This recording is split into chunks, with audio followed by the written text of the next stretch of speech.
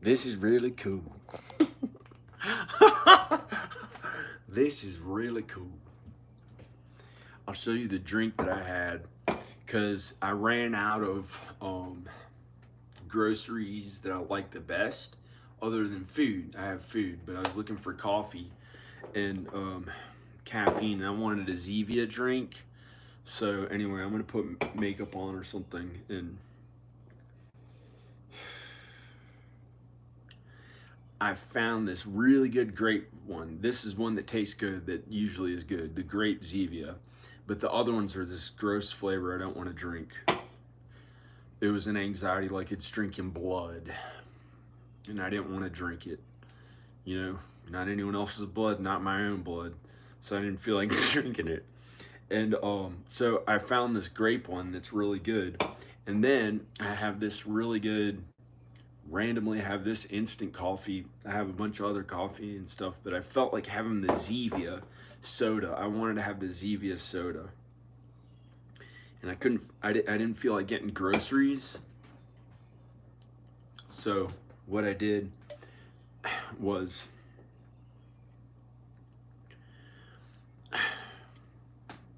I'm trying to save money, barely spend any money because I spent a bunch of money in California, and I felt like shit all day, and I only had 400 calories, and I wanted to lose more weight. Um, I don't know. I'm gonna put makeup on because right now I don't know what this is. This is how I felt bad for hours, and now I'm just now starting to feel okay. I was filming to try to make myself feel better. I don't know if I like the way I look, the way I felt, but I don't give a fuck. I'm gonna be happier in this video, I think. I've just felt like not that great, but this, I feel okay now. Grape soda. Sorry.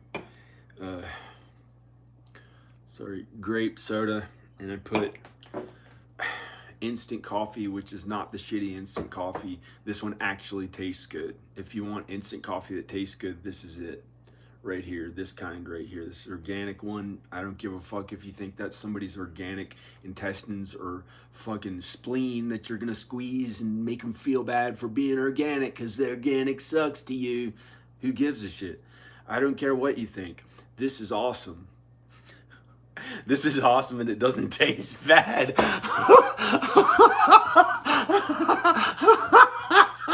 This is awesome and it doesn't taste bad. And so I put it in here, and then I poured this grape, really good Zevia flavor. I only had one left, so I poured it onto the coffee because I didn't feel like spending money on groceries, and I saved all the money for myself. So and so I'm having it, and it tastes really good. Actually, I'm gonna put some more of this instant coffee into it, and it's actually really, really good. That's a bunch more than I thought.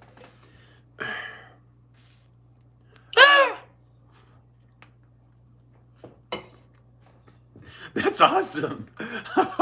That's really awesome. That's what I was trying to do, is the thing that actually made me feel better. It actually made me look way better just feeling good.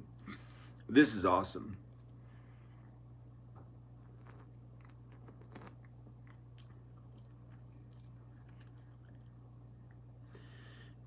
Man, it was good and it's good. It's okay. It's still good. Hi. Cut your fucking hair before we kill you. Put a gun to your head and kill you. Because that's about how stupid it looks. No. I can't even fix it right now. Except for when I'm not looking.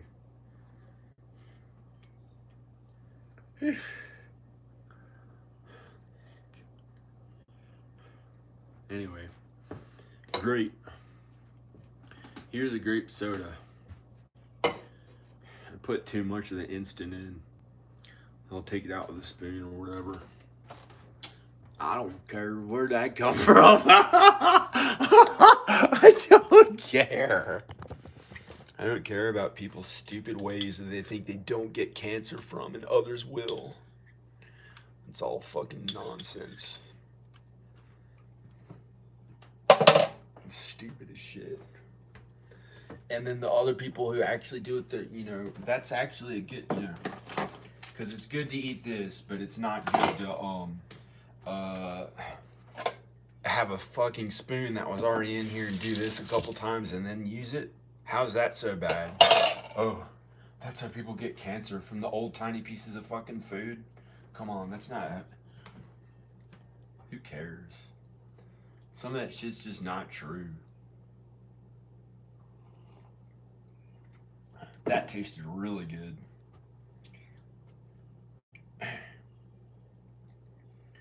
I'm pretty cool. Thank God it's not showing that fucking face that I didn't like the way it looked. This actually looks pretty good on my body. But Danica's good. She's not mean to other people how she eats. And everyone has their own stupid ways that they eat that they think, well, I'm not going to get cancer from this. Because it's so awful. That's how, people are going to die.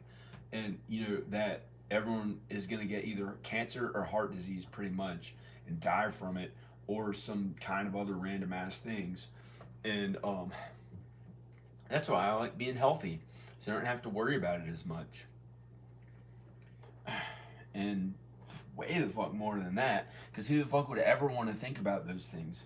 When I put my face down here, it smelled. What the fuck? Like it came from there. I don't know, I guess because there's stuff in the sink.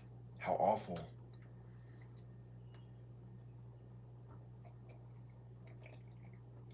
I don't care what it is.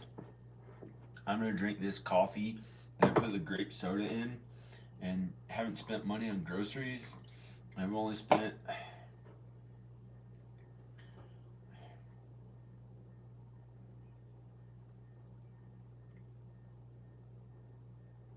I can't tell you how much it costs to go to California because it's too expensive. It was too expensive to have to stay in hotels, but not to live there. You live there, you get an apartment, and you pay for it. You don't spend $400 a day. You don't spend $400 a day. 300, and somehow it costs way more than that. How? When you're just literally driving a car and staying in hotels, and the only cost is gas and hotels. How could it have cost that much? Makes no sense. And I looked at my Wells Fargo, and it really cost that much. I don't know how much it was. Maybe $300 a day. Maybe I got it wrong. Maybe it was only $300 a day.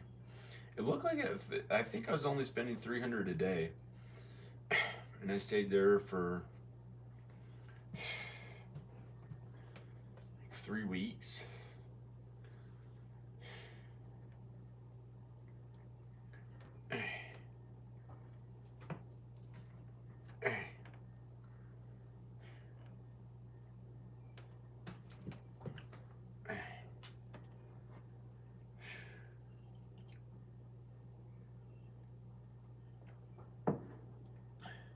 That's actually really good. I got the grape taste from it with Zevia sweetener, and the coffee. And it tasted really good. It tastes really good because I didn't have the regular Zevia soda, but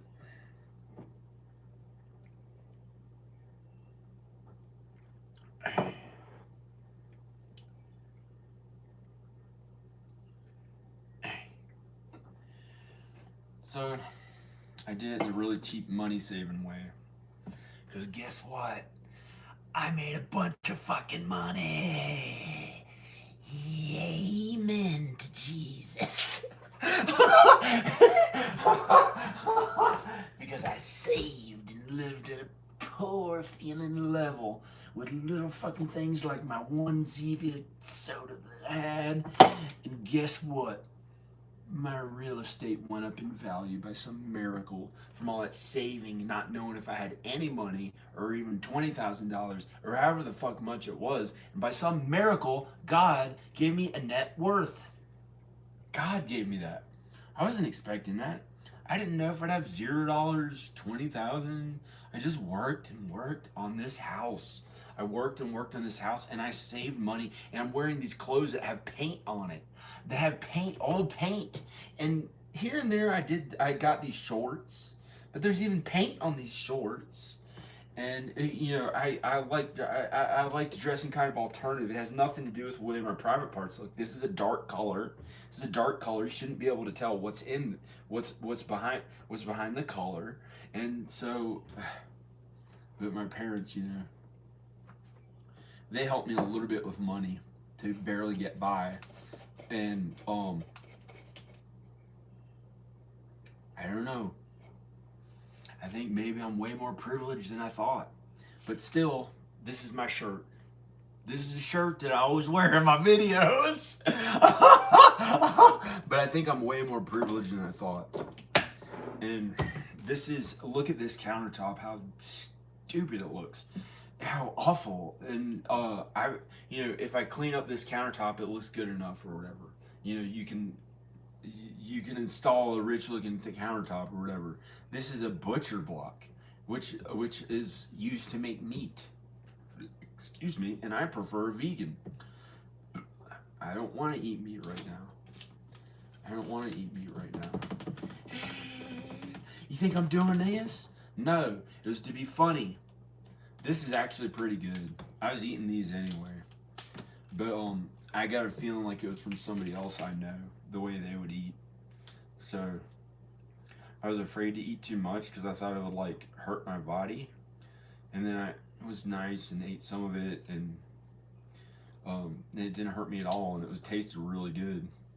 And that's how to save money on food. That's how to save money on food. There's stuff in your house that you can eat that you don't have to waste money. You don't have to spend $2,000 on groceries. You don't have to spend even $400 on groceries. You can find the stuff in your house that's healthy and good that you can eat. This has had nothing weird around it. This is good. This peanut butter. And here's another peanut butter. You know, that's protein. And I have some fresh fruits and vegetables. I have good food.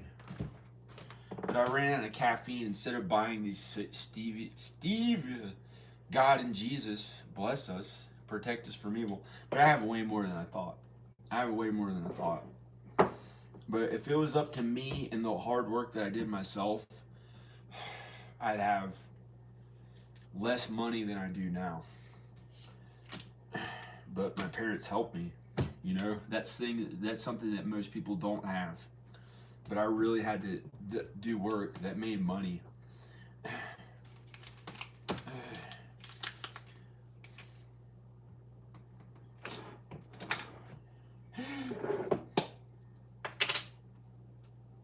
Yo.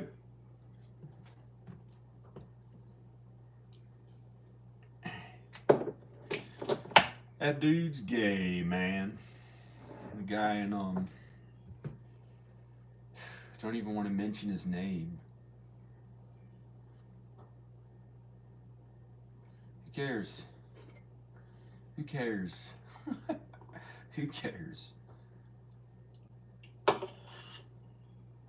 Well, I can look better when I'm feeling better. Like if I shave my face. I didn't shave today. If I showered and shaved or do something to wake up and actually feel better. It has sucked for hours. I want to feel better. I want to feel better, look better, feel better, not look like some random ass fucking. Never mind. This is pretty good. This is really good.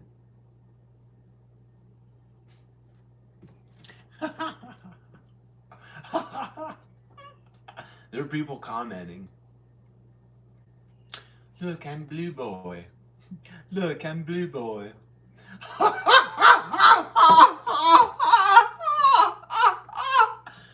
Blue Boy.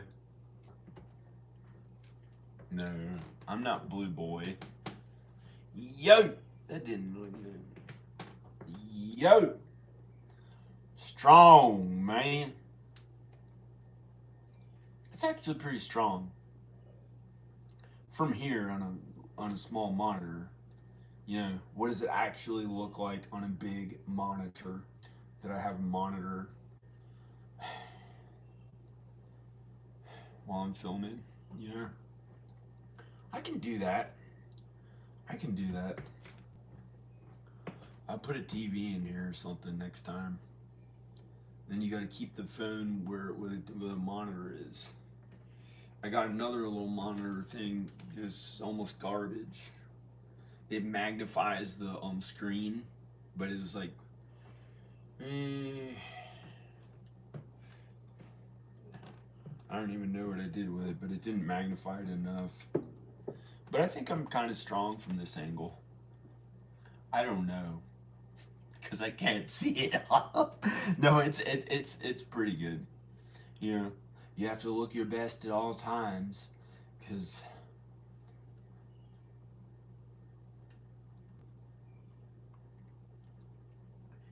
yo, that looks pretty good. Look at this. Well, I don't know. I don't know. Nah, he's gay, man. He already drank out of it. It's down most of the way. He shows his food after he drank out of it. Yeah, like who's gonna want to do that? Why would he do that? Well, I thought it looked nice. My own stupid. This is me having to take a shower. I smell like BO. Hey, you know, that's at least something that looks like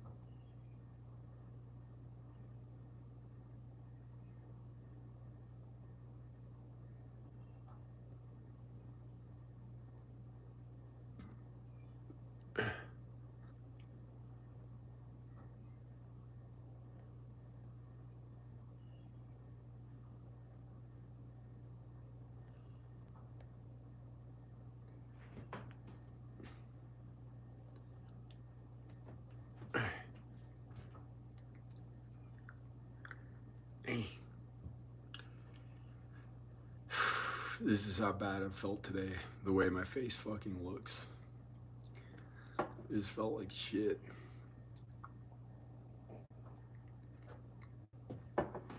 It felt like just awful.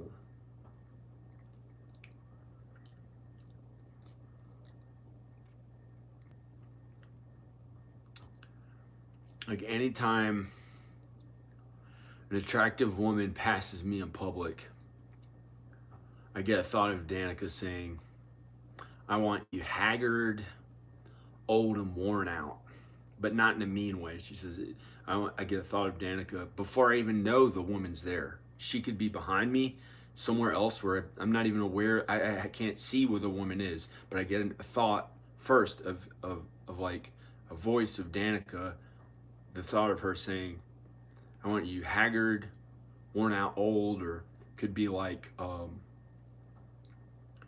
sometimes it's horrors done to my body to be appropriate,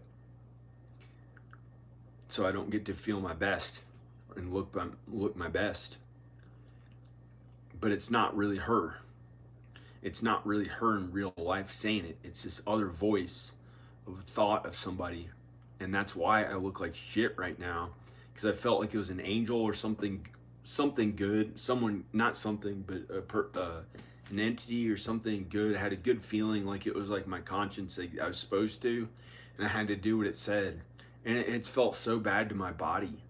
And I've been working out as hard as I can to try to make up for it, to actually look and feel my best. Sometimes I feel my best, but before I started filming this, for hours before, it felt really bad. And at another time early in the day, it felt really bad. But really early in the morning, I felt amazing.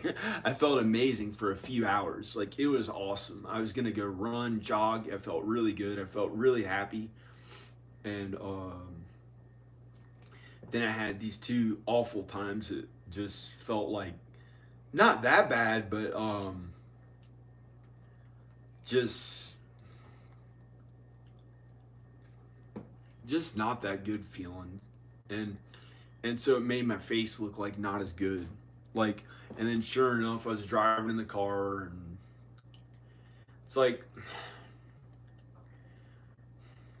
it's just, I don't want to. I'm not supposed to talk about it because I don't know I don't know who's watching this video. I mean, um, I don't know who's watching this video.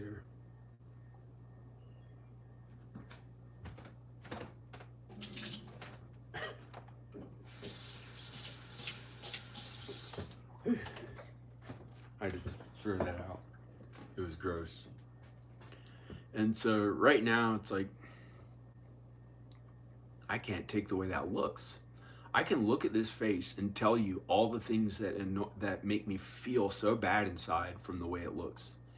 Right here, that's from feeling bad today. That can look perfect, pretty much, which is one part of my body. The rest, there might be flaws in other parts of my body.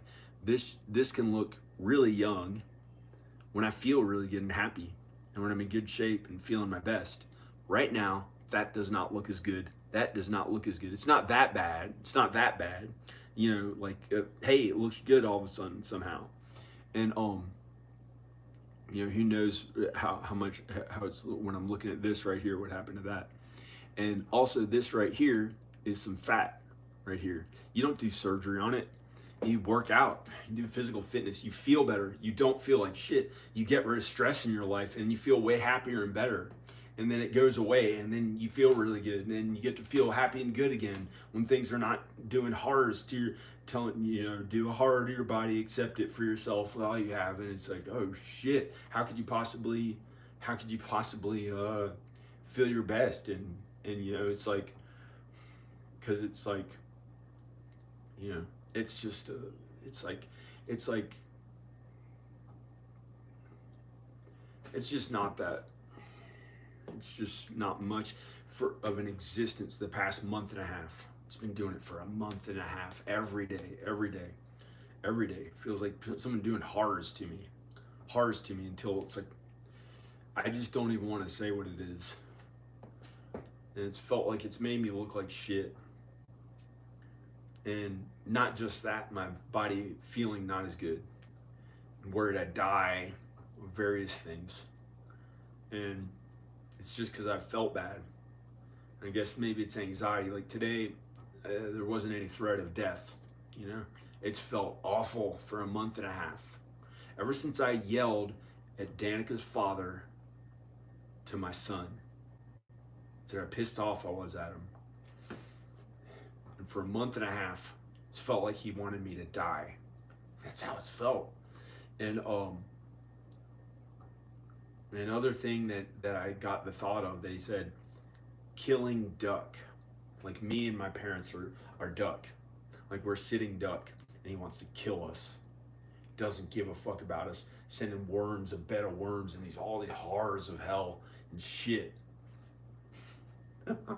But it's not really true. The bed of worms is this other, that's in hell. That's only in hell. That'll never happen on earth.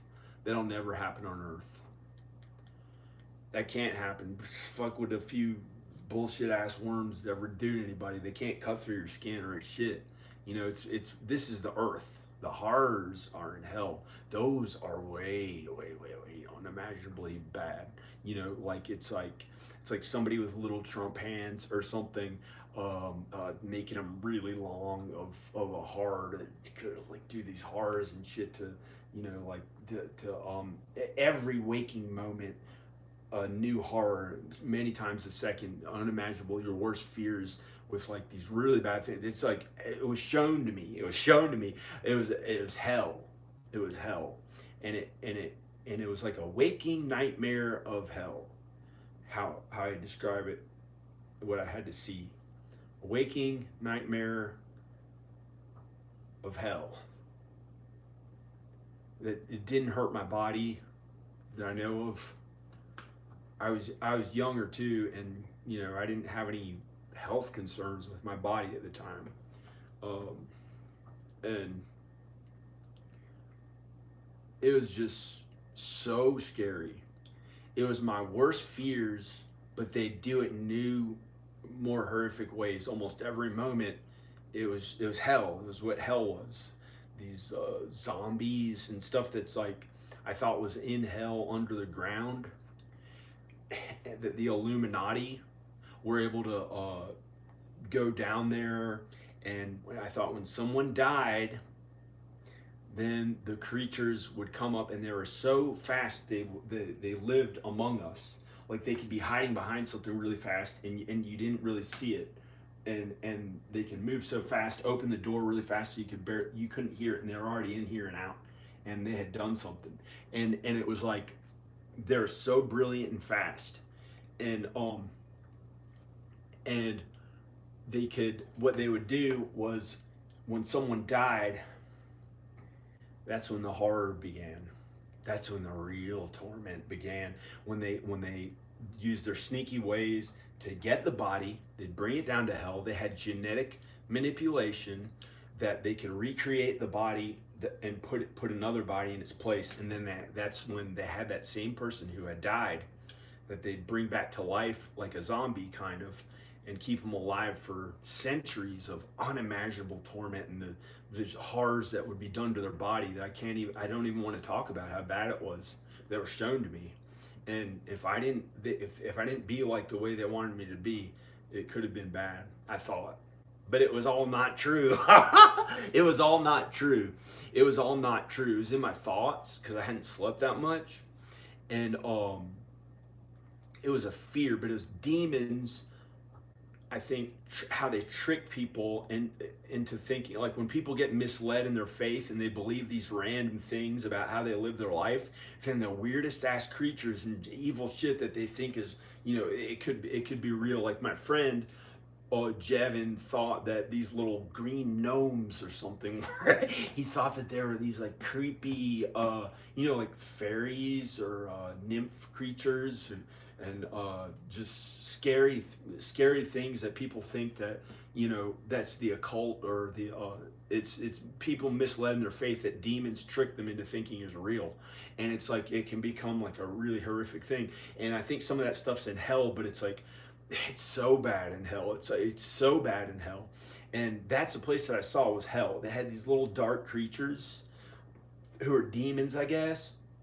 They were they pulled up people on a rope like really mean, and were just beating somebody's body, like really hurting their arms and legs and their body and cutting into it and doing shit to it, and it was way worse than they did to Jesus on a cross, and just really hurting this person's body. But they did it way worse than any human being can, because their intelligence was about a 10,000 IQ or a few thousand IQ. It was so much more brilliant and evil that every word they would use or meanness that they used was so mean because they're actually evil. There's almost no good in them. The demons and the devil and the creatures that that I saw when I noticed hell, when I saw hell when I hadn't slept for a long time. And it happened once, and then it happened one other time, and then I figured out how to get sleep. Figured out a way to get sleep. Thank God, by a miracle, I figured out a way to get to sleep, and so but what was shown to me, like I can't to describe what was shown to me was so bad that it's kind of wrong to even talk about. But I may as well just say it. It was really bad. Like here's one show that they gave me if I didn't do what they said. There are various shows they gave me. Like one time there's a genetic creature, that a cow's head that was kind of a human, and I got the thought of it like really coming out of of a body, but it was coming out of a man's ass from all this demonic rape and shit that they did to a man, like this horrific shit that was really, really bad.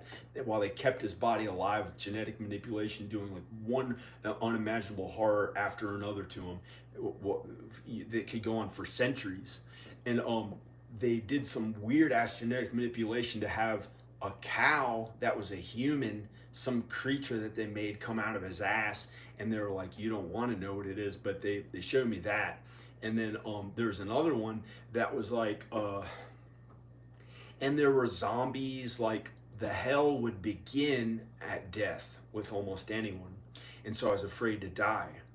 So I was afraid to die, and I didn't want to be hospitalized because I thought then those creatures and I didn't know they're demons. I didn't know what to call them back then, but they're like, it was almost like a Disney, like a movie, like when these black little creatures, like in Ghost, the movie Ghost. Some of them look like the black little creatures that took that guy to hell.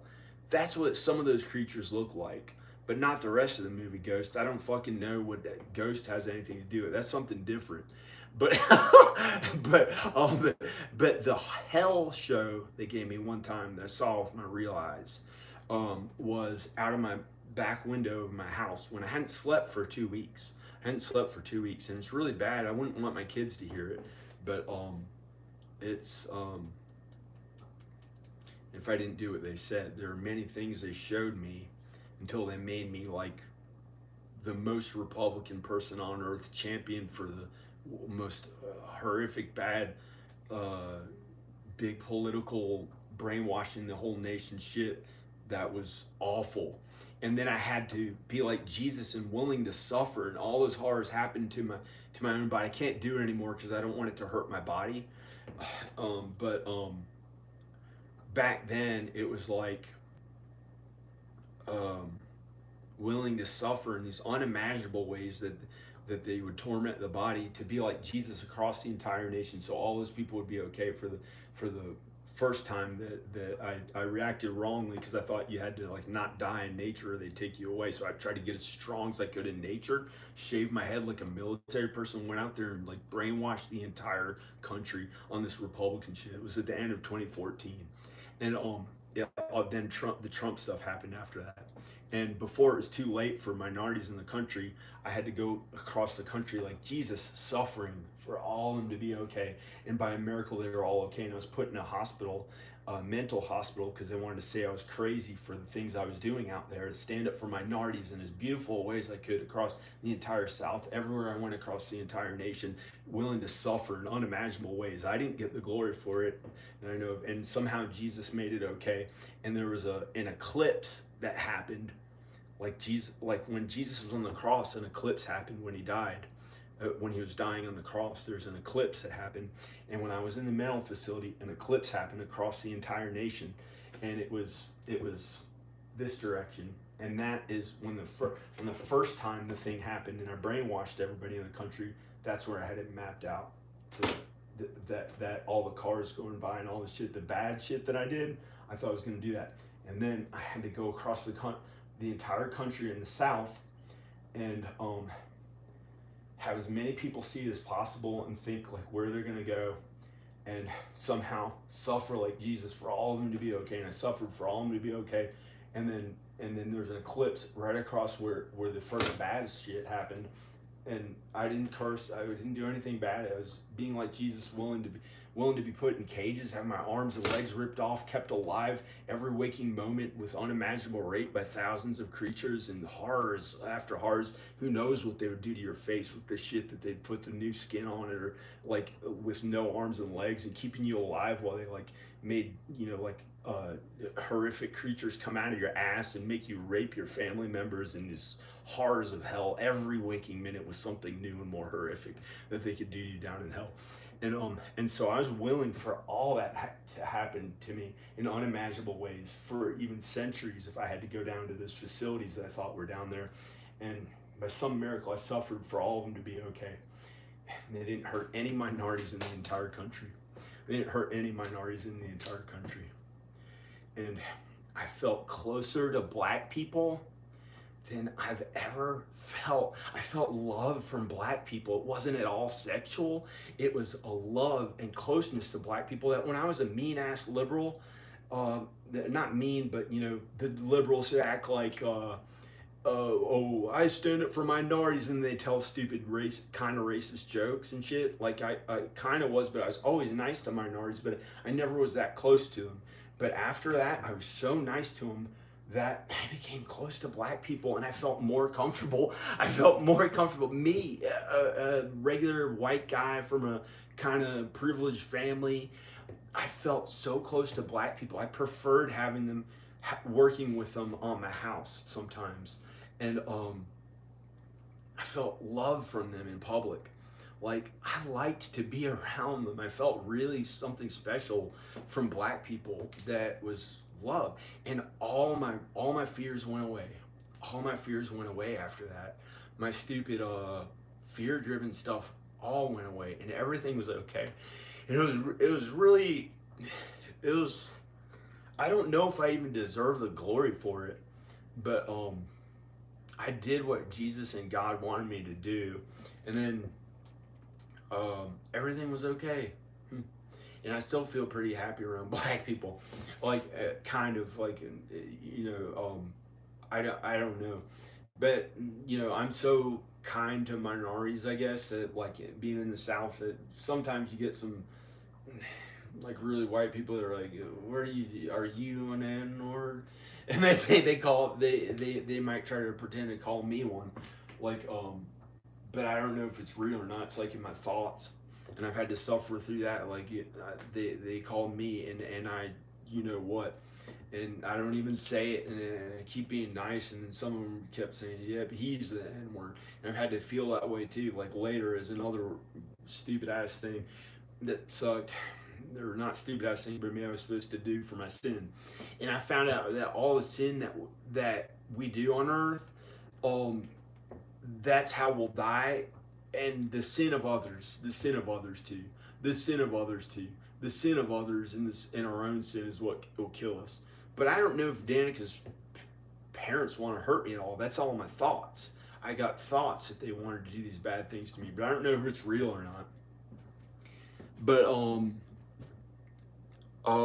that's what I did. See, the going back to the first thing I tried to do, the first thing I tried to do was I wanted to be famous. I wanted to be the most creative, original artist to have ever lived in the entire universe, galaxy, the heavens. And now I know it's called the heavens, heaven, and earth. And there may be multiverses, but I don't know if that's true or not.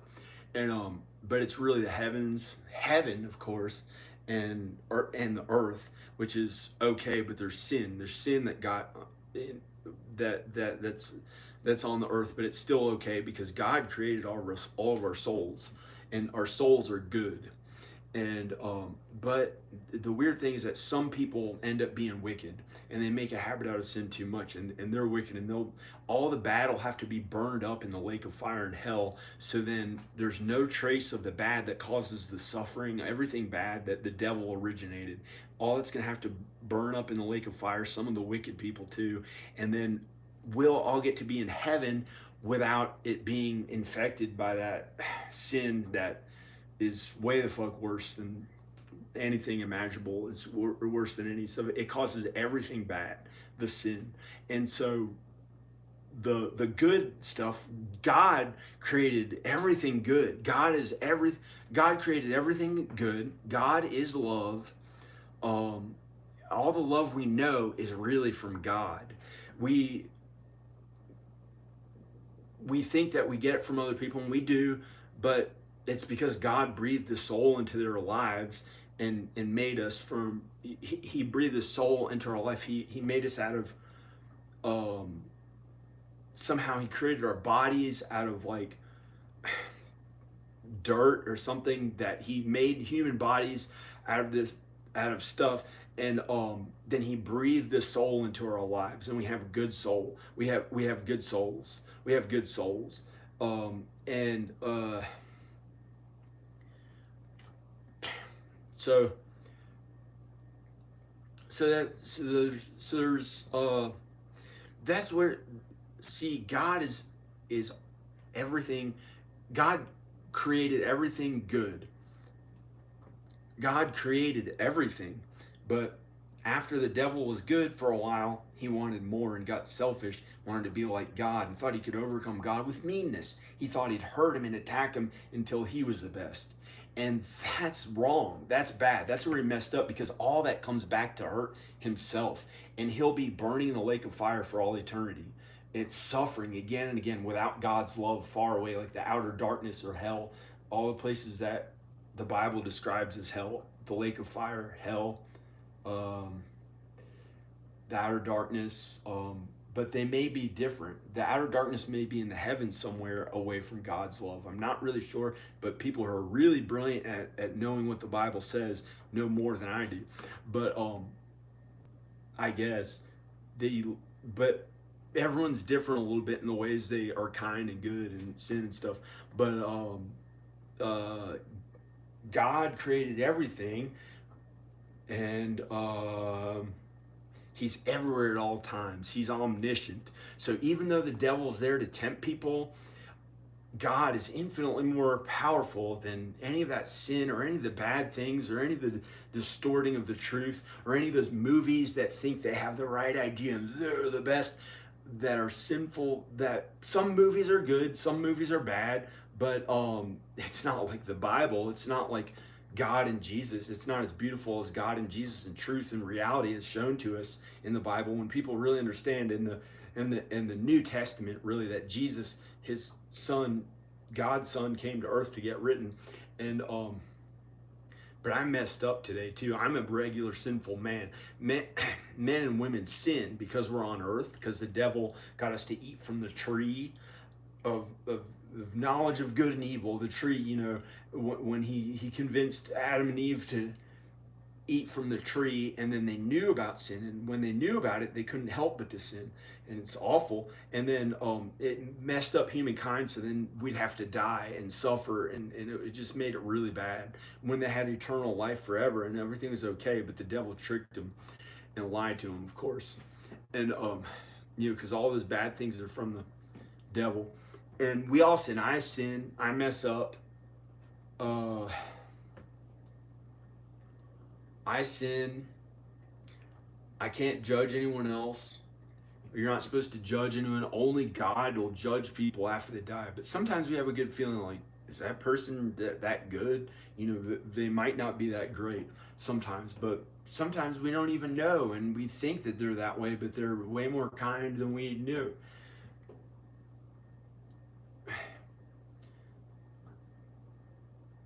But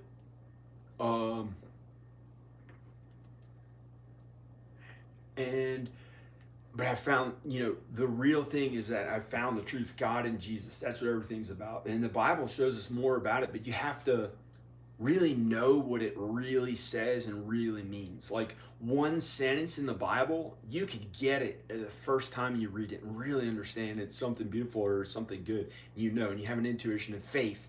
You have to have faith and really know what it says. Have faith in it and believe in God and Jesus, that God is real, and you're supposed to be good and have a good conscience. And like right now, I'm consciously aware that I'm alive, but your conscience is like kind of like knowing what your soul is like inside and knowing what's good and right. But the Bible really tells you what it's really all about, or you'll be in the dark, you misled in your faith if you don't have God and Jesus. You're likely to mess up. You might be okay for a while, kind, maybe a few years, maybe the first part of your life, and then all of a sudden things start. It's like people can be really mean and mess up really bad. It's pretty scary if they don't have God and Jesus, because God and Jesus show you, that's wrong, and what's right.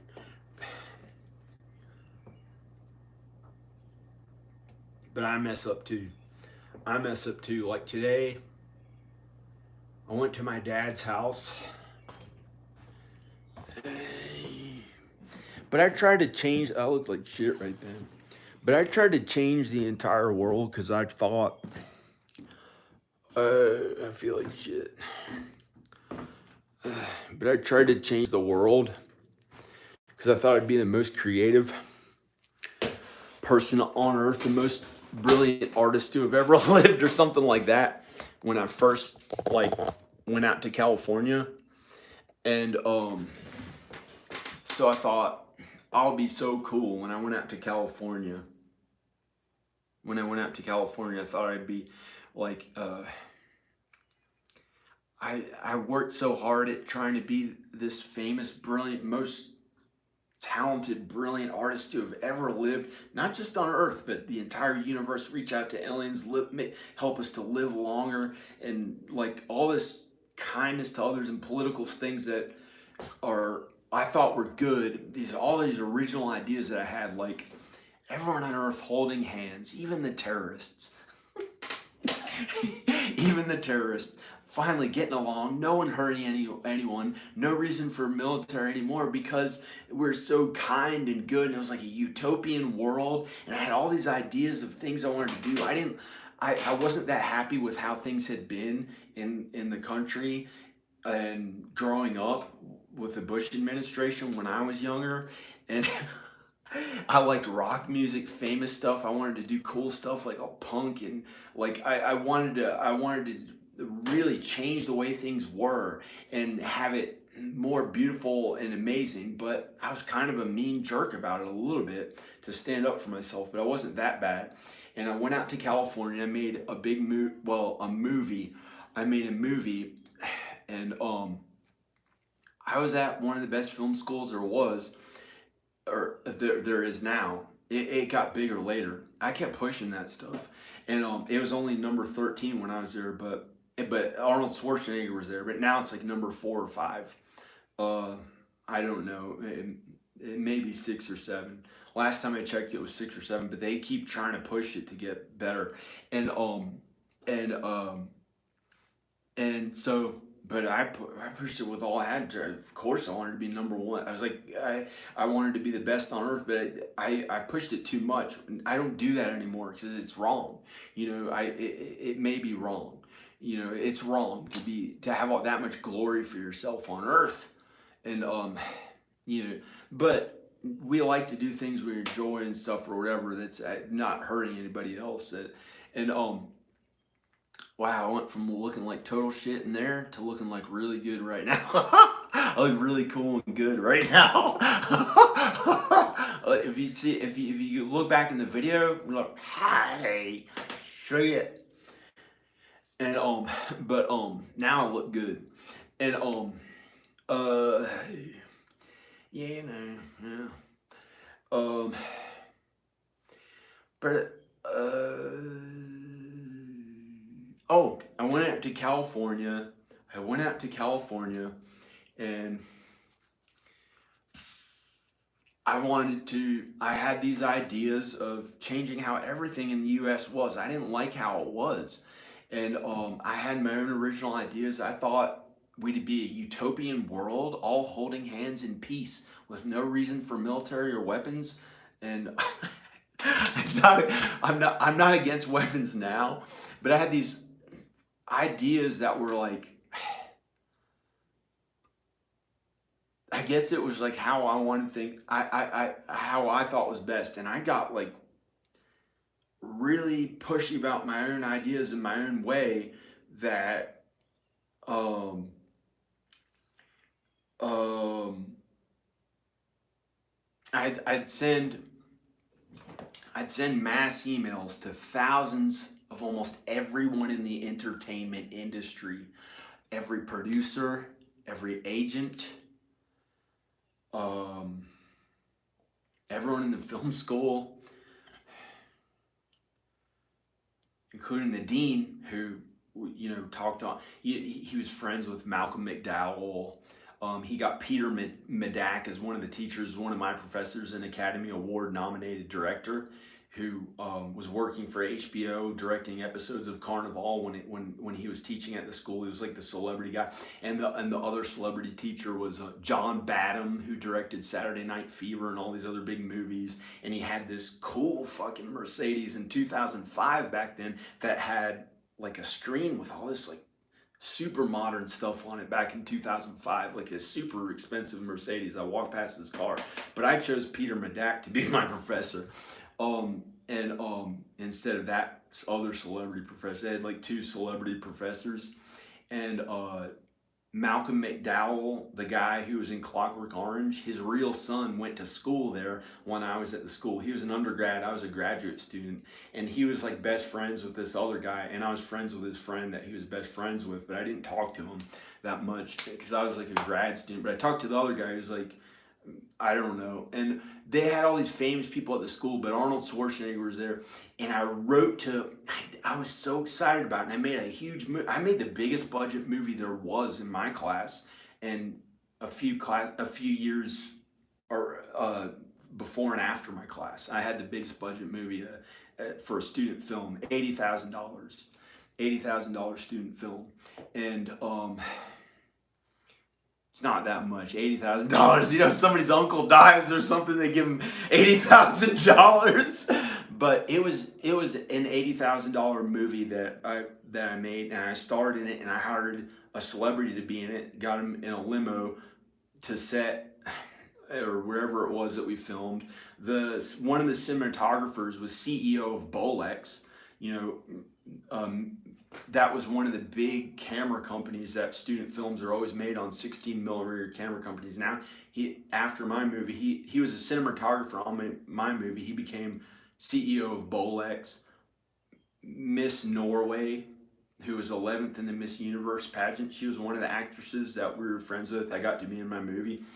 This other girl, Maria Zirianova, who Mark Wahlberg's hired to be a supermodel in Entourage, and you know, actors and stuff who are in LA, and they happen to get big things that went big or whatever. But then, you know, they were kind of, you know, just movie people. They're nice. They weren't ever mean. But you know, and I was with Danica, and she stayed with me at the school, and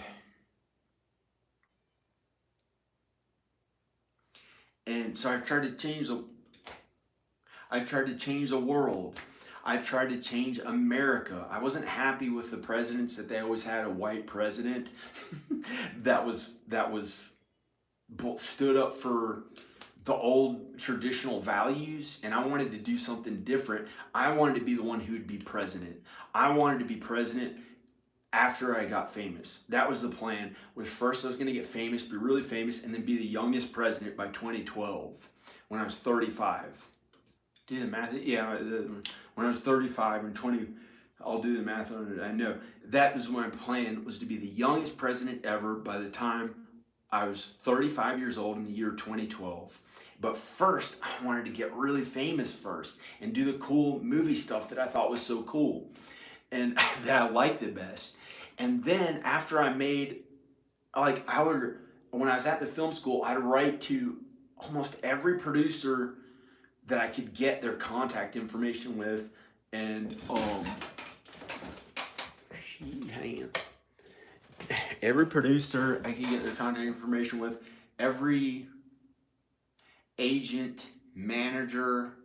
There's this book called The Hollywood Creative Directory, and it's like $100 or something, or $88, and it's a big book, or used to be. They don't have it anymore, but there's other ways you can contact their agent. You just go on IMDb Pro now, and it has everybody's contact information. Tom Cruise, Jack Black. One time I called Jack Black's agent and tried to get him in my movie. I called Jack Black's agent from like one of the big agencies, like,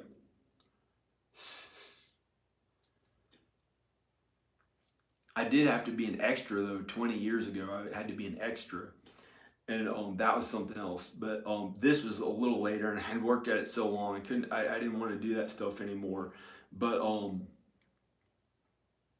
I was almost going to go back and do it, but I've been at this since 1998. It was 1997 when I first went to LA, and uh, and that's one thing that I can't really go back and do is be an extra. I thought about it. I was going to do it now. I thought I'd have to do it to make money, but it's inappropriate for me because I've been at it since 1997. So that's one thing I think I'm not supposed to do unless I was in a Friends movie as an extra or something. But that's one thing that I almost did this time around, and I was like, it's wrong. It's wrong. Don't do it.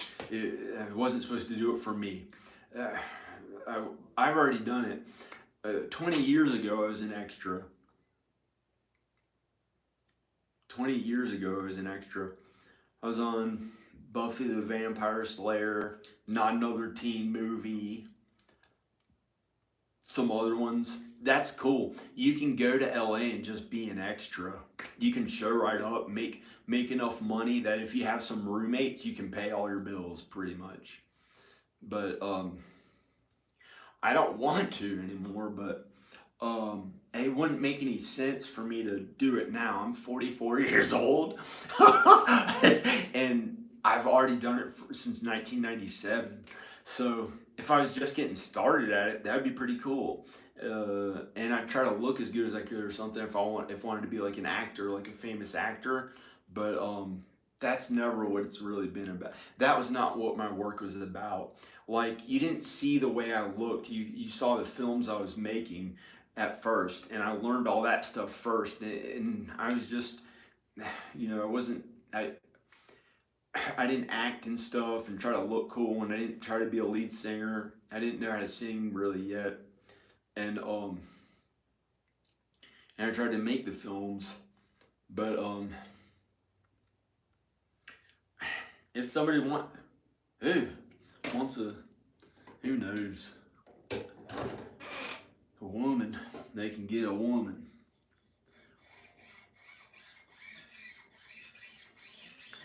But if I try to get a woman, it might mean my entire body turned into blood and dead.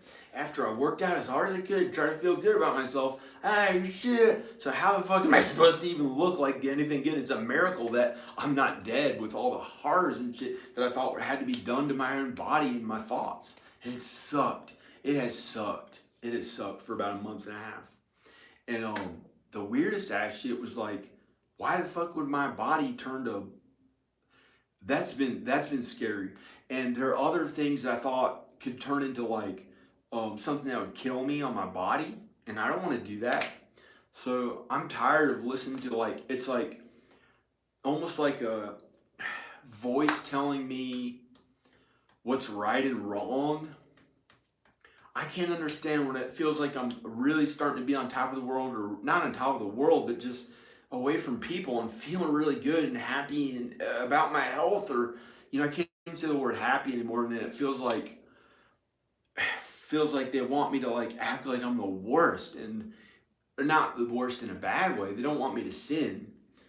It's like these thoughts in my head of these thoughts in my head that tell me, oh, I don't get to be the coolest, best film one. And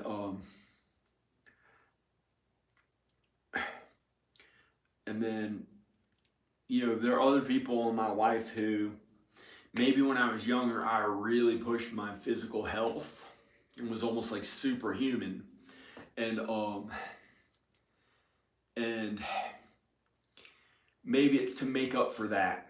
I got very athletic. But maybe I already look good now. I don't know. But it's awful. There are people in my life who are getting older, and it sucks. It kind of sucks. But sometimes they get really, maybe they'll live to be 130 for all I know. I don't know. And Al is a little older. I hope he's okay. I've had to stand up for his health. He's older. He's kind of one of the older people I have in my life. And one of my sins was I looked at young women a bunch, like on the computer, and mostly on the computer. And it's just like I wanted to feel younger and better, and then to make up for my sin, for a few years, my peers had to be these older people. And it's weird because that happened to Pauly Shore too. But I didn't be with all those women like he probably did. But I did like young women. And in my thoughts, that's considered lust in the Bible and the New Testament. Really, the New Testament got written by Jesus, and that's the really good one, because but the Old Testament's good too. But you have to be careful not to misinterpret it. And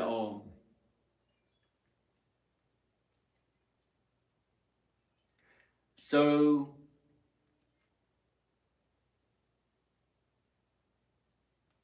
then I got a thought right then from those voices that I thought were real but are just my thoughts. That because I mentioned this video, people are thinking, you don't have to listen to that, it may or may not be true. So then it made the thought that I got was, I want to get lost with a gun. Thought of Danica.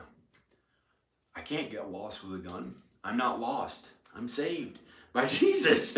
By Jesus. So I'm not going to do that. But it probably became something bad because I told somebody else that I had a thought of a conscience thing. So it made it something bad. Instead of, usually she was always, in my thoughts, I'd have like a conscience voice of Danica telling me good things to do. And I was supposed to do it.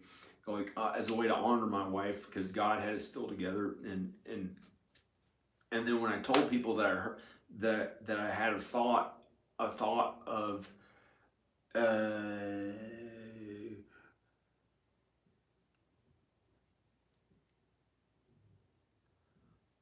voice or whatever it was that was good, usually almost always good. Once I told other people, they try to make it like it's just a voice. It's probably bad. It's not real. And then I got the thought that it would tell me to like hurt my body more instead of being really athletic and feeling my best and being like a famous person and finally getting all the views, and because it's wrong. It's wrong. It's like I'm not supposed to, even though I've been working at it steadily and kind of it's kept it kind of going. But it's like I don't know. But maybe it's doing okay. And like right now, when I see myself here, it looks like, oh, he looks really good. There's nothing wrong with him, right? But when I look back at watching this, it's going to look like, I don't know what it'll look like. And I'll probably go, oh, crap, I should have actually stood up for my body more and tried to look as cool as I could. Because when I watch it again, I might think, but that's just stupid stuff that doesn't matter as much. Your soul really matters, but I don't want to totally give up on everything and have my body die or something or suffer. But at this point, I don't care if I die. I don't care. It's up to God. It's up to God. It's up to God. It's up to God. It's up to God. It's up to God. And I don't want to die. I don't want to die. But I might be talking, everything feels okay now, but when I started filming this video, I had just got done with hours of suffering, hours of feeling not that good. So, but I keep living, I guess, but I don't want to suffer and feel really bad. I don't want to feel pain, and I don't want anything to feel bad. But if God wants to put me through whatever God wants to put me through, I'm supposed to just do it, and that's how it's really supposed to be. And I'm not supposed to want to die. I hope. I think that's bad. That's bad. And you're not supposed to want to die. Because I have these shorts on, it's like giving me an anxiety about it. But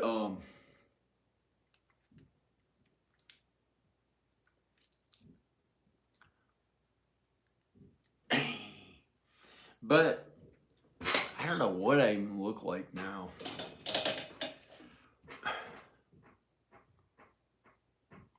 But I act different ways. But earlier today, I went to my dad's house.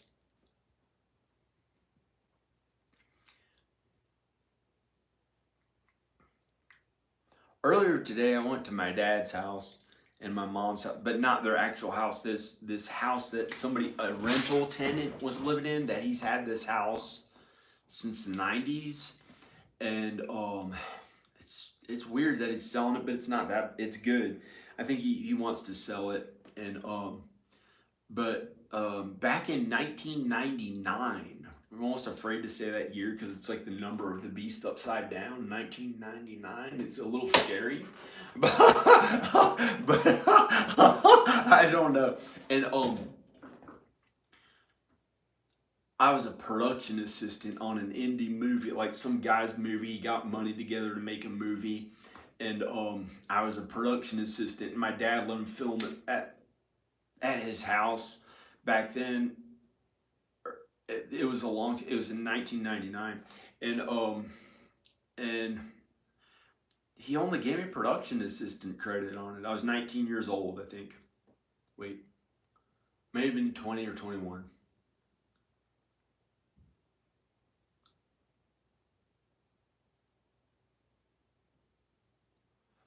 And I was 20. In 1999,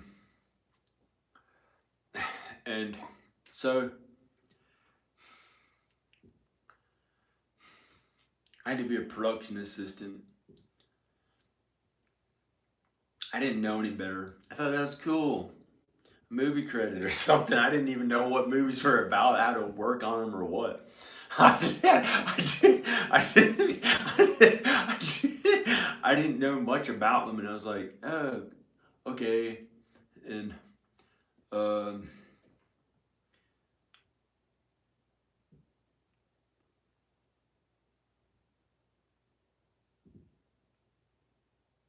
hey, 4th of July.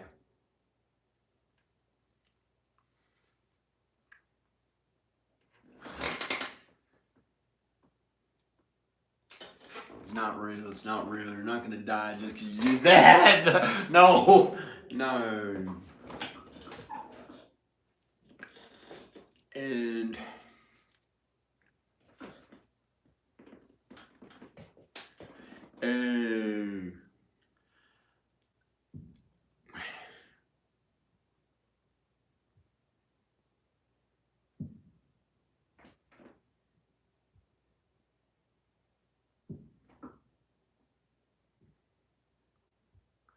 and so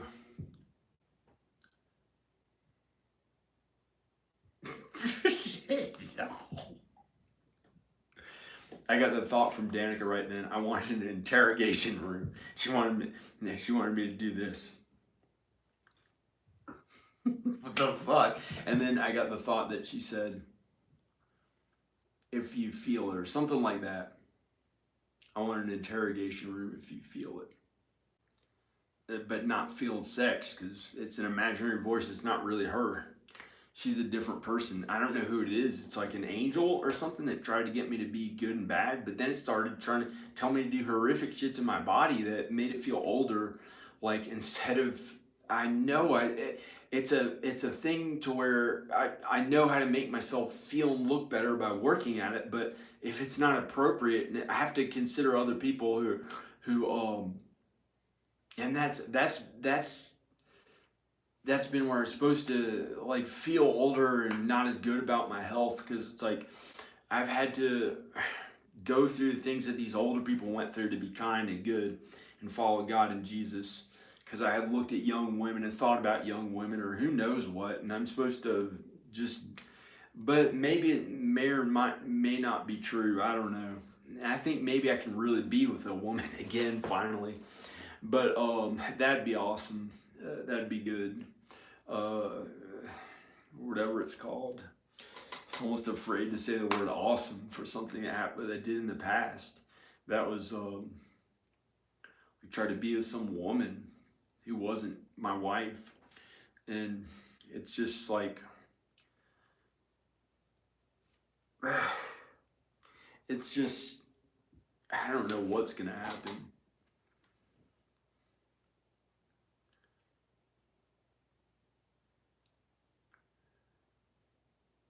And but my parents might live another, I don't know, 30 years, I hope, or 40 years, or 50, or maybe it's possible to live to be 120. Maybe it's really possible to live to be 120. I don't, maybe it's possible to live to be 120. And I don't know why people, you're supposed to not care that much because these bodies are going to die anyway. And it's supposed to be about living forever in heaven and how we are on earth now while we're alive to be kind to others, but you don't want to die all of a sudden. Like there's no one there. It's like I'm thinking there's someone there, but you know, I'm talking to no one. I have a video going, but you know, I don't want to sound like some random person.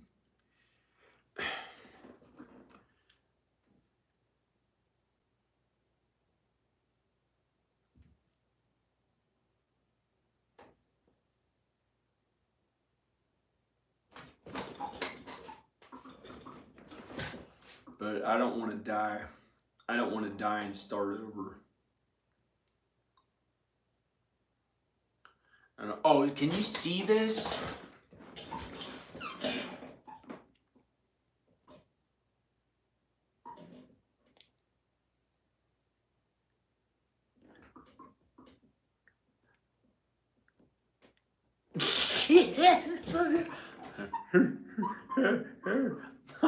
I know.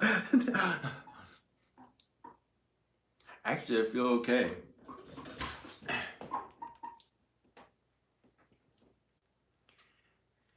I acted like Henry Rollins beating the shit out of somebody naked in my shower. It was so awful. It was so awful. It was one of the lowest things that I've done in a few days. It was pretty bad. I felt like he was trying to make my body fat as shit and like a fat ass, and somebody like this imaginary thought of someone behind me doing this weird ass stuff going, yep, I know, and all this stuff, and I was supposed to just forgive them and then it would have been better later, and I messed up and actually I pulled him in the shower. Fuck you. And did all this shit when I was naked. And it was awful. It was awful. And there's probably going to be, I'm probably going to have to suffer for that now. And so, for being those mean ways, I've had to act like my entire body turned up blood and it was going to die and shit. It's awful. And I don't know why, I don't know how that might start affecting this.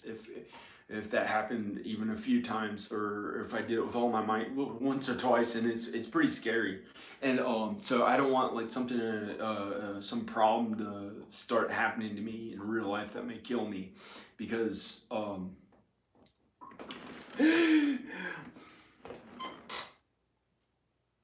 but I guess I'm scared of the suffering. But I almost considered giving myself cancer by letting that shit happen to myself and just let it kill me or whatever. And finally get to die or something because it was so difficult to go on. And I just don't want to accept that shit on me. It makes me feel bad. I don't want it. It doesn't, the idea of it makes me feel bad. I don't have cancer, but I don't want it. And I don't want it. And I'd rather have little hands and be like Trump and do this or something and live as long as he does.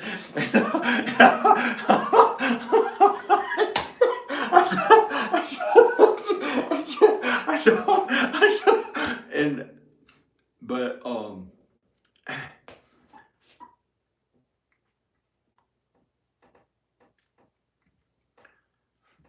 don't want to think about it anymore. At least that didn't happen to me apparently for whatever reason. It felt like somebody's trying to put it into my onto my parts of my body, like it was really strong, and I was like, it was awful the things that I did in my thoughts. Like it came from me, but from behind, and I don't even want to show you because it's a sin that people should not see, and because they might do it, but I already said it, and so it felt like somebody gave me cancer onto my back, put it into my skin. There's like an awful fucking thing from behind. And just like totally fucking whoever the fuck it was, a spirit, and it wasn't a human being, just did a violent act to whatever the fuck it was that it wasn't hurting another human being, did this like violent fucking thing to them so they didn't give me cancer. But it wasn't even anyone there. It was like a ghost or spirit or some shit. And then, like taking a fucking sword or some random shit that I'll never do. And I gotta take the video down now for doing that. And the horrors of shit, like having to go out there and be like a military person who brainwashed the entire country to survive seeing hell and to see one of my friends almost turned into this like zombie-like big person, and who started earning $400 a day when he was only earning $6 an hour, $4 an hour before that, and these awful things and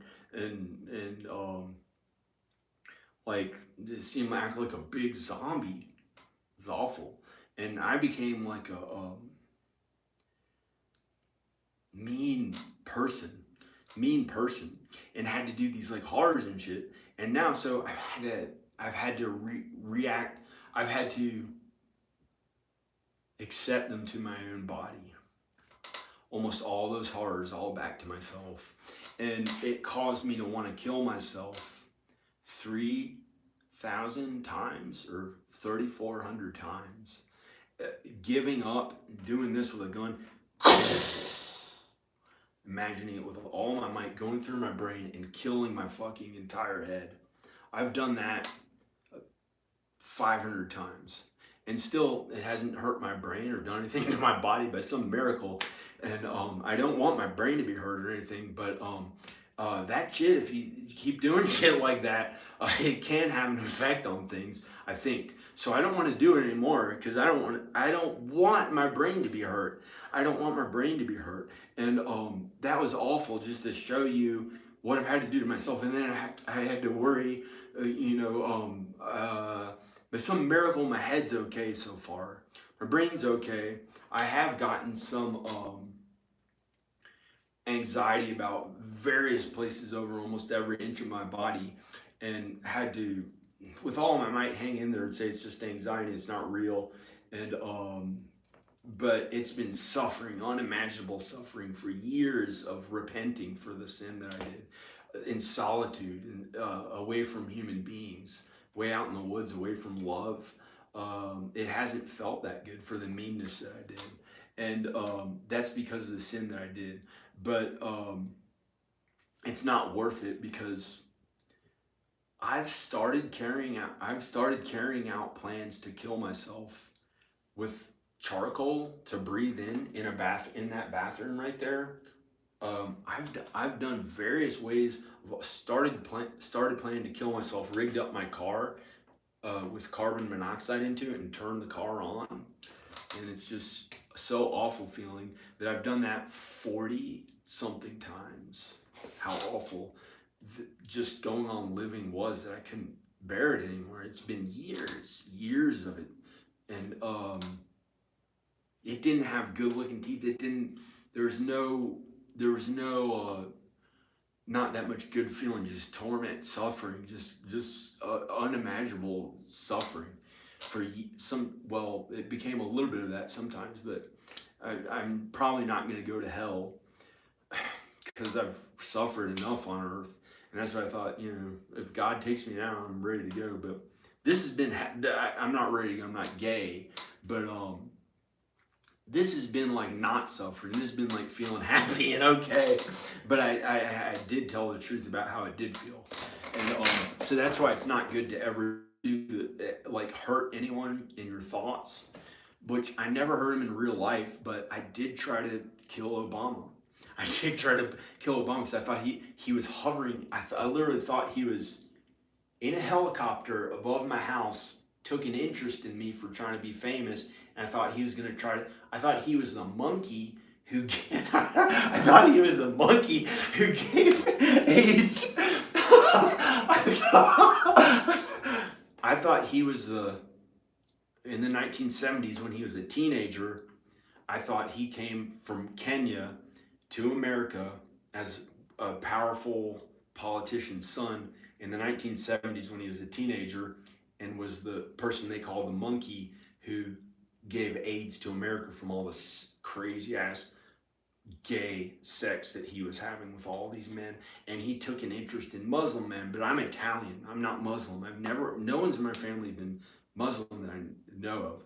And but I was like, I had darker hair, and I don't know if that had anything to do with it. I'm like from like a regular kind of more money family, or a little more money, but not like those scary, he was scary to me. And I thought he took an interest in me, and I had been standing up for Obama and saying gays are good, and vegan and all this liberal stuff my entire life. And then I got the thought, like in my that he was hovering, or he was in a helicopter, not one of those spaceship things, the $300 million crafts like I think his father drove, which was terrifying to me. That I think he followed me for 15 years, I thought, since about 2004 or 2005. I think his father followed me and was an alien, but so powerful, he was a real human being. But I reached out to aliens to try to contact aliens with all I had to try, and then I think that I somehow contacted Obama's father, but it's all my thoughts. It's probably not even real. It's bullshit, because I read the Bible, and the Bible tells the real truth. The New Testament is the real truth. This was imaginary shit that I probably wrote in my mind, and like I was writing a screenplay and made all up of my fears, my worst fears, and or something like that. And I thought Obama took an interest in me. It's awful. And I thought I was so afraid of it, because I thought he was the one who gave AIDS to all America, the monkey who they brought to America when he was in his teens in the 1970s. And I was thinking, I thought I figured it all out, and his father is scary. What happened to him, the horrors that happened to his father. And I thought that he ended up in a spacecraft, this tortured man and soul who kept being meaner and meaner in this, not a typical spacecraft, but like a really expensive, like a huge military undercover SUV that could conceal itself in the clouds. It could conceal itself in the clouds. I could hear it. I could hear it for like 15 years here and there. But it made the clouds go around it every time. Every time there were some clouds right around it. And it was so scary. And I reached out to aliens with all I had, and I got that instead, who I thought was Obama's father, who's this really powerful guy. It was like terrifying how much he suffered, and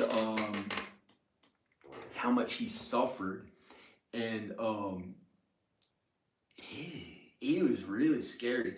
And then the thing about Obama, see, I thought Obama was good and kind and wanted everyone holding hands on America. And most people thought he wasn't that bad at first, and then he became very unpopular. But the thing that I did to try to see, I thought he was gonna give me, I thought he took an interest in me and was flying above in a big military craft helicopter, but not one of the $300 million almost Illuminati aliens so rich stuff. But that his father drove, I thought. But he was in like a big military helicopter. He kept flying around my house. And I thought it was Obama. I thought it was Obama, and I don't know if it was true or not. But then he, oh, I was thinking, it's Obama, and I thought he could read my thoughts because I reached out to aliens and I thought they could hear my thoughts and stuff, and I thought I could communicate without having to talk. And I thought he took an interest in me because I hadn't slept that much. I quit my medicine. I quit all my psychiatric medicine, and I had taken 6 months to wean down off of it. And I would finally not have to be worried about taking medicine anymore. And so, but I can quit it now, and I know how to sleep. I know ways that I can sleep. Like, I don't want to tell everyone, but it interacts with caffeine and stuff, and I know it's probably not going to happen again, seeing scary stuff. And if it did, I have the Bible. I have God and Jesus to tell me the truth, not be afraid of this stuff. It's not real. The worst they can do is hurt your body. Don't let them hurt your soul. And but what happened was I had always stood up for the liberal stuff my entire life, or what I thought was liberal, like being a rock star and cool, or stuff that was different from George Bush. But then I got to worry, like he wanted to get up my ass like a fag or something. But I had never said anything like that before that. I was never a homophobe. Always did art, film, music. Sometimes I had kind of like a little bit long bangs or something, but never got to grow my hair all the way long because my dad, I don't know. I don't know what that is. That's okay. So, and I hadn't worked that hard for my dad my entire life, but he had been helping me with money the entire time. And I think he was a little pissed. That had something to do with it. There are these white people in America that were pissed off that Obama was in for a second term, and they didn't know what the fuck was going to happen. They thought the entire country was going to be turned a third world country, or who knows what the fuck they're thinking. But I was like, liberal, and I kept doing my nice liberal, I thought was liberal stuff. And then I thought Obama was in the sky in a giant political military, like a military helicopter. And then I thought, I got the feeling that he took an interest in me, and I thought he was the monkey who brought AIDS to America when he was a teenager in the 70s. And I thought, he took an interest in me. He wants to have sex with me. I thought he wanted to rape me and give me AIDS. Of course there'd be AIDS. And that had been one of my fears for like 3 years. AIDS. I was like, so afraid about it. If there was an AIDS phobia, that I probably would have had it. And I was really scared of STDs, AIDS, the mention of every STD. I was so afraid. I hid indoors for like 3.5 years before that for most of it. I was so scared because I had partied in 2011 a little bit. And I was so worried about STDs back then. Like, I'm not worried about it anymore, but I don't want to die from like things related to when people sin when they're younger, if they're feeling down and shit. That's how people end up dying, but from the sin. But I think I'm probably not going to die from any of that now, but I got a little worried about it before, and then it went away. Thank God it went away, but I had to like, that was a little worry. But it had all gone away for 4 years or something. It was like almost laughable. It wasn't a worry, the STDs and stuff. But back then, I was so afraid of AIDS and all that stuff. And I thought Obama was good, liberal. And I thought he was in the sky flying in a military helicopter. And then I thought he took an interest in me and wanted to give me AIDS. Not give me AIDS, but have sex with me. And then I thought this when I hadn't slept in a long time. I thought he spread his asshole and it had no hair on it and tried to make it look like it was tan, like a woman's asshole, like it was sexy. And I thought he showed that to me from the sky. I was like, I had to think about that, and I was like, I got really fucking pissed off. And I thought, and like, and my stupid, I started becoming a Republican. And things happened to where I did this weird ass shit to act like I was killing him again and again, so he couldn't rape me and give me AIDS. And it went on for 3 days till I thought he would be dead from doing it and acting it out every day to try to kill him.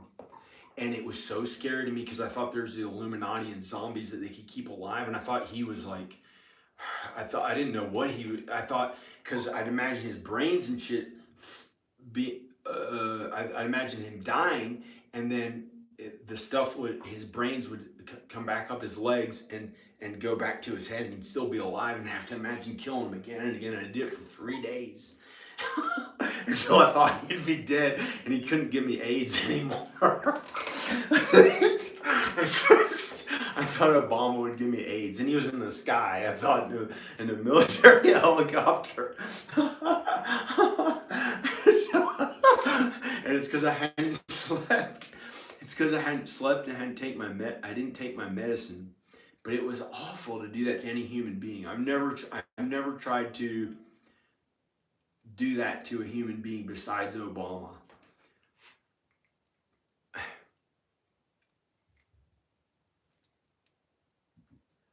And it's like he kept coming back to life and stuff, and I don't know.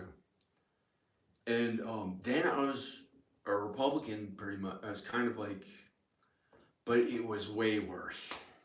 It got way worse. This hell, these zombies. I'd go on Facebook, which I wasn't supposed to do. I had to get to work at like real manly work out there, and I couldn't do films or movies or anything like that. I had to just work on the stuff that my dad did or whatever I was able to do to make money and see hell. And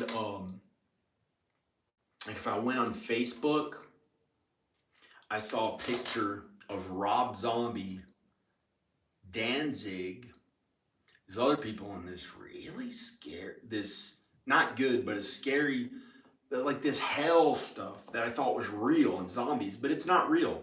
It's not real. Zombies are not real. The Illuminati are not real as far as I know.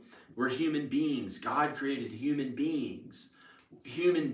There are no vampires. There are no imaginary creatures. That's the truth is the Bible. The truth is the New Testament, the Bible. You're not supposed to hurt anyone else. It came back to hurt me anytime I tried to do mean stuff.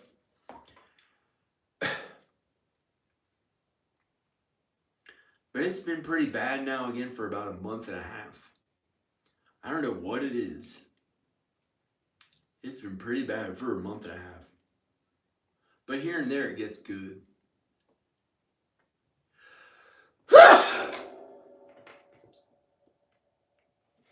But I don't know.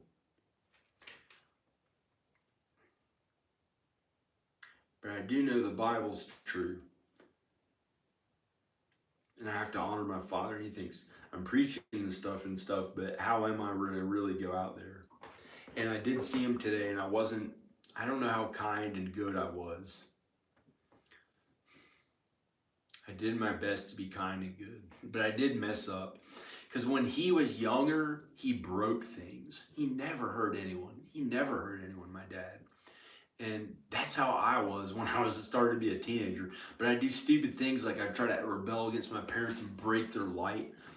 I could take that light and shake it and break it or something. Like if I was really, really angry. And they don't, they'd pay for it. They'd have to pay for it. They didn't punish me, but I do shit like that, and I always had it easy. But then I had to really get to work. And if I ever hurt this house and did something mean to this house, it almost made me cry because of the suffering that I had to go through to work on this house. Like it was not easy. It was not easy. And I probably cried after I broke something here before, and because there's so much work and suffering and not suffer. Maybe I'm not supposed to really say suffering, but maybe it's kind of suffering. I don't know. But you know, I can't talk about how difficult it was because I don't want it to make any lasting damage to my body. It was so hard to do, and it was not easy. Like working 12 hours a day with no days off, with only one day off for an entire year, doing almost all the hard labor myself. That was when I really had to start getting to work, and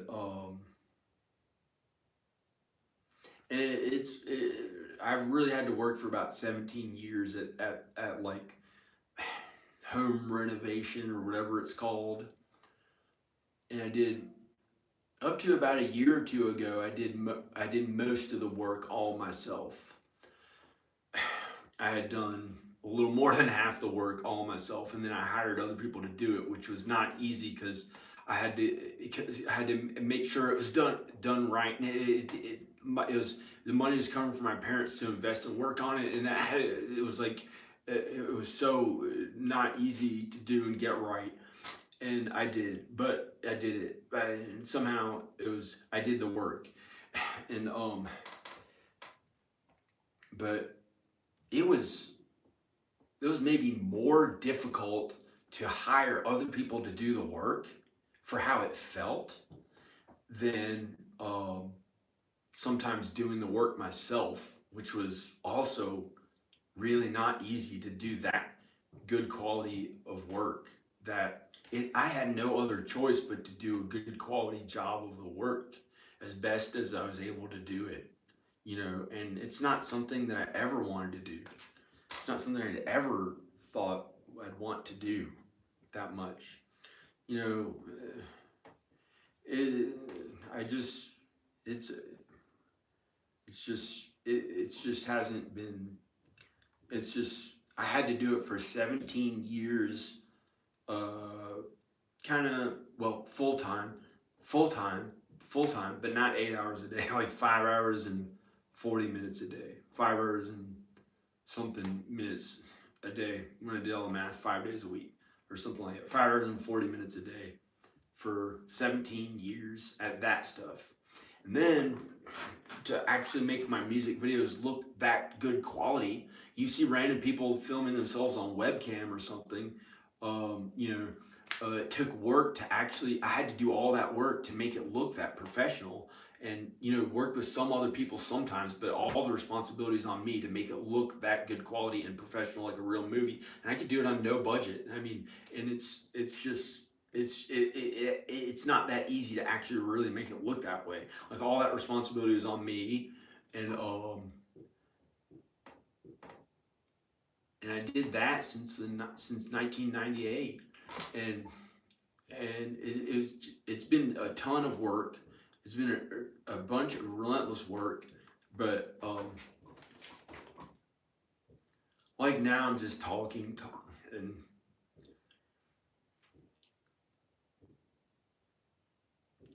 but I did here's what I actually did. I thought I'll go be famous. Okay, I felt kind of like insecure about uh, the way my body looked and face, and I didn't have much confidence that much about my appearance. And so I thought, I'll finally be the popular one. I'll be the most famous. I'll go out to Los Angeles and be really famous. But I was supposed to, because I really had to uh, do God's work for like 10 years when the other kids were getting to feel okay, like regular kids and stuff. And I was like studying constantly. I was like worried that they're looking at some little thing on my face that finally I felt okay by the time I was in my mid 20s. It took that long from when I was about 10 years old, when I had issues with the way my body looked, that I had to cover it up with a shirt, when the other kids got to take their shirts off and never, not really worry at all, but I had to keep it covered up almost all the time. And when they made me take my shirt off, I was like unable to almost do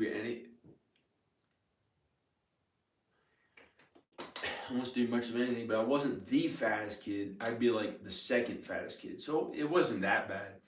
And I was like looking back, I was a regular kid. I wasn't even that fat, like compared, like how but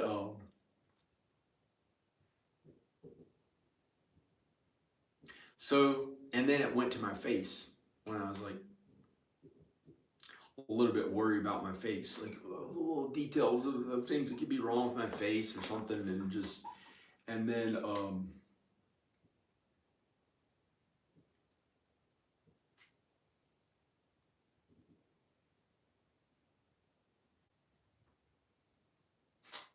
I just didn't want to look like that old and bad, or um, bad looking. It was never an issue about looking old when I was in high school.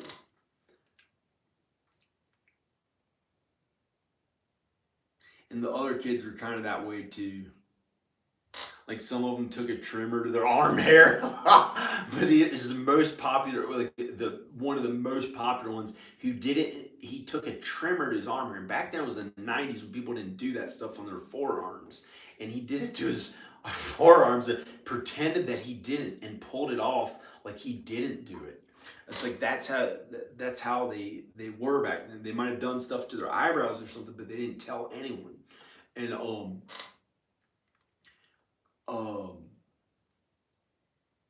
it was it was like it was a little bit of a different time. It was a little bit of a different time. But wasn't like the 1950s or something that my parents or somebody might remember when they were little kid, when they were small, when they're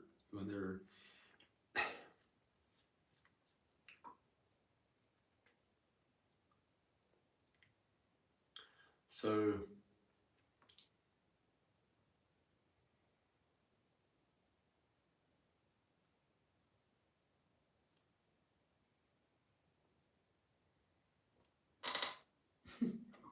I know. It's, the Beatles, right? Everyone loved them. All the 80,000 people in the crowd and all those girls who loved them. They're always the most attractive and the best. All love for all that stuff. I haven't done any of that. I haven't done any of it. I haven't done any of it. One time I got a famous Ronald McDonald video. He's a clown, motherfucker. And I know. And,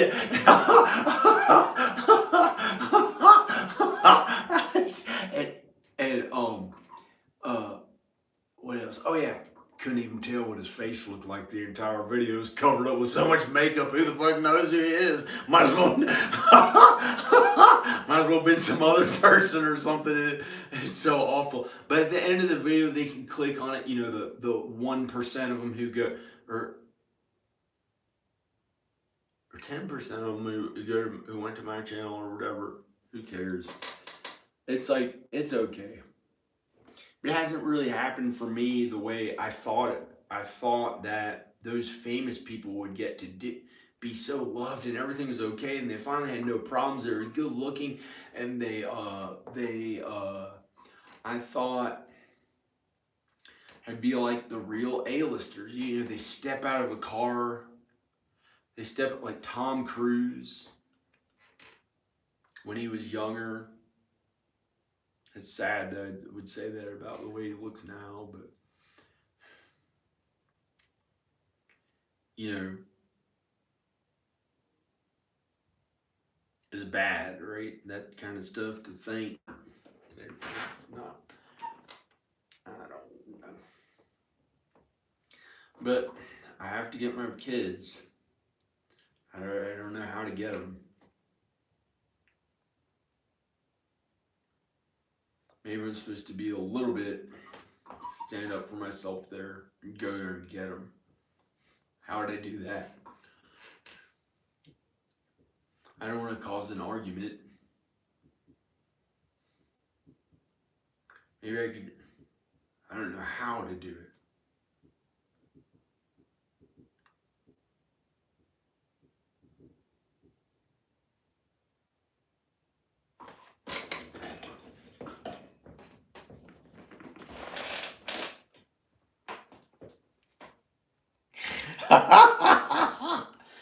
I got a thought from them. I wanted, like they said this, I wanted a dick. To pretend that I do something about a dick instead of talking about my children, go do it.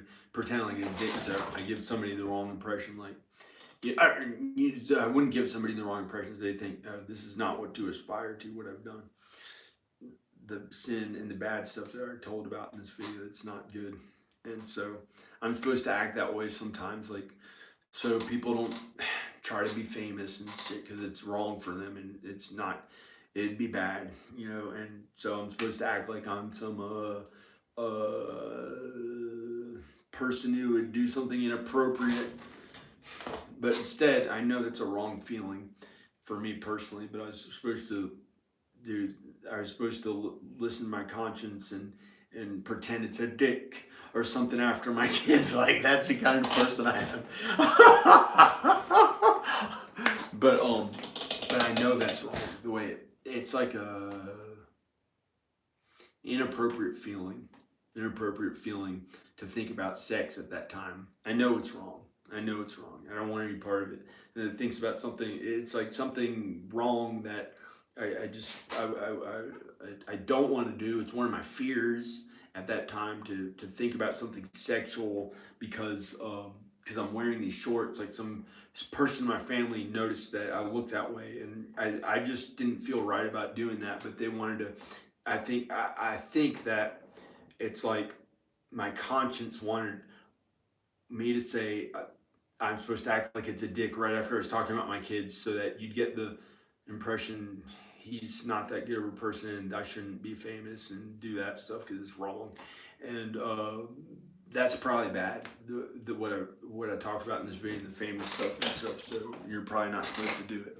That's what I get from my conscience and the thoughts of what this means. Like, you're probably not supposed to do that famous stuff because it's wrong, and I'm not supposed to think I'm cool or something. It's not that good. There may be no way back. It may be an eternity in the lake of fire, you know, to try to do the stuff that I did. But I didn't. But I was a little different. God had me meet my wife in an editing room, and it wasn't about looking cool. Had nothing to do with the way I looked. I was a godly person, good, kind. I did God's work. I honored my parents. I didn't do much of anything wrong. I was pretty good. And God had me go through difficulty sitting in classrooms for 10 years, 14 or 15 years.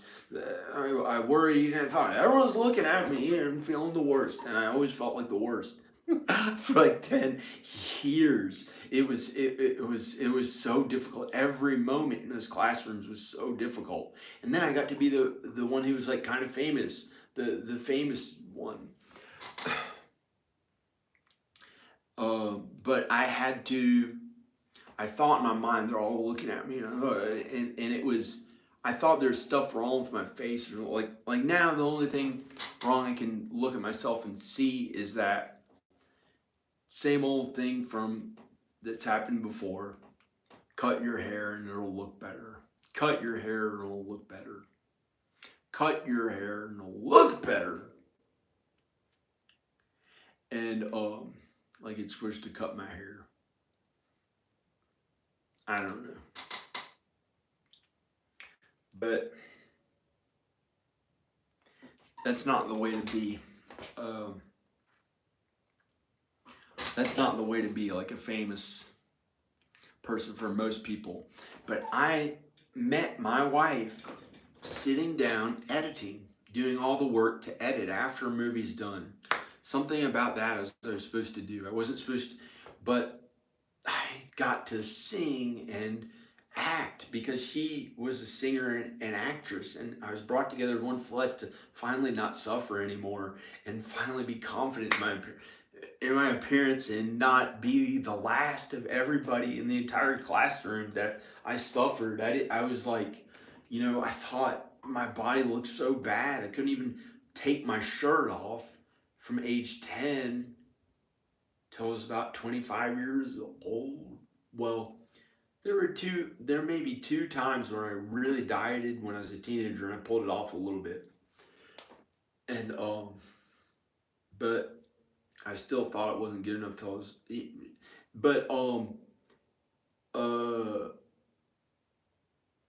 but I had to be the least. I had to be the least of everyone. It felt like the least of everyone. It felt like even worse than the nerds, which they weren't cool back then, and I had to feel like the least of everyone. Every moment was like not that good. It wasn't like hell. It wasn't at all like hell. It wasn't that bad. I still was happy. I thought I had things to look forward to. I got to make friends outside of class, but in a classroom setting, I had difficulty functioning. I couldn't tell what the teacher was saying. I couldn't understand. I couldn't hear unless I really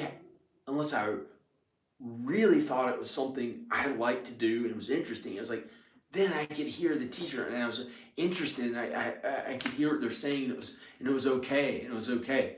But that happened like 20% of the time at best. 20% of the time, I couldn't understand what they're saying, and all I could see were all the other kids in the classroom noticing that I had some flaw in my face, and but it wasn't horror or hell or any of that shit ever. It was never anything that bad back then, and it was suffering like the least of all of them. But I guess in a way, even though I had anxiety, as they call it nowadays, um, it was like, there'd still be kids who were like mentally retarded or something like that. And I was like, I still was kind of normal. And maybe I was more normal than I thought. But I never would have hurt anyone. Never would have hurt anyone. Never could have imagined ever even thinking mean thoughts to hurt anyone. And I don't know how it's like I was so kind and good towards others, but one time, I did get a little more confident. I did get a little more confident and started doing bench press. That was the only weights that I did. It was bench press for my chest and tries. That was it. And that's it. I didn't do anything for legs. I didn't do anything for curls and I just did bench press. But it made everything else stronger. I felt cool somehow. And I finally got confident by the time I was a senior. But I didn't know, and still in a classroom setting, I couldn't enjoy it unless I really took my interest and I was good at it, which was mostly Well, art, I felt like the best in the class, and everything was okay in art. I had friends. Everything was okay somehow in art, in the art class, and I was like one of the best in the school, and that was something that I got to do. That was good at in high school, and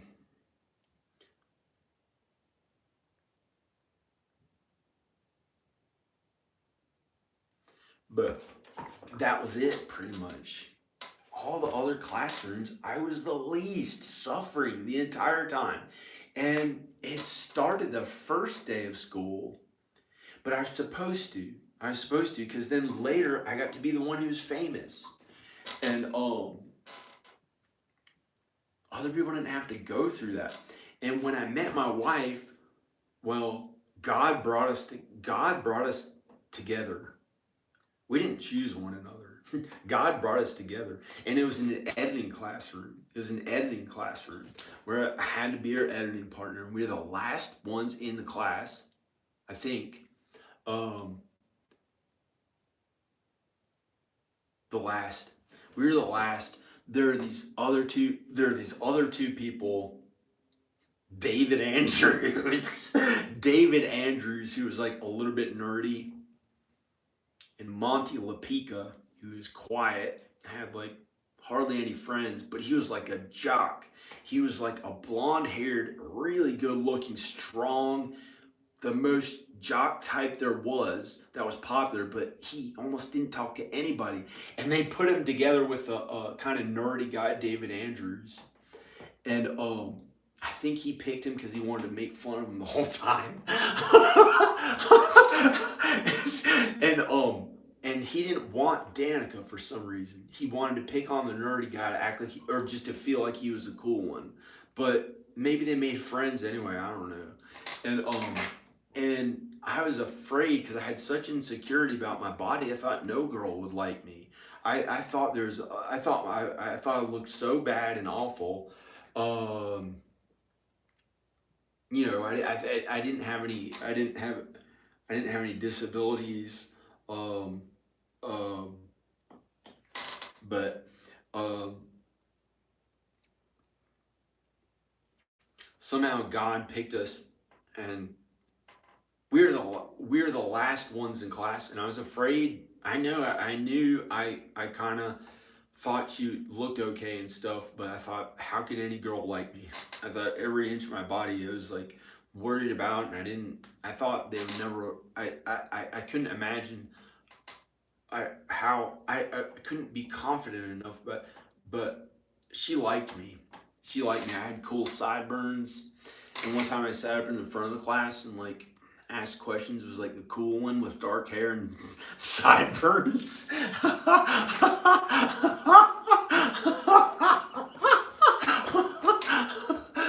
and she thought I looked good.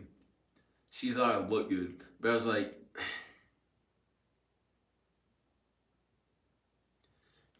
I didn't worry about anything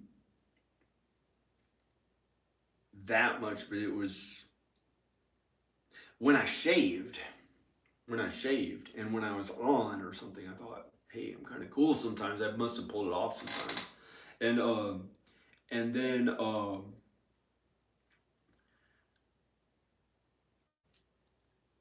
maybe it wasn't as bad as I thought, or the editing class wasn't that bad. And then God picked us as the last in the classroom to be editing partners. I had almost no self confidence. I thought, how could a girl even like me?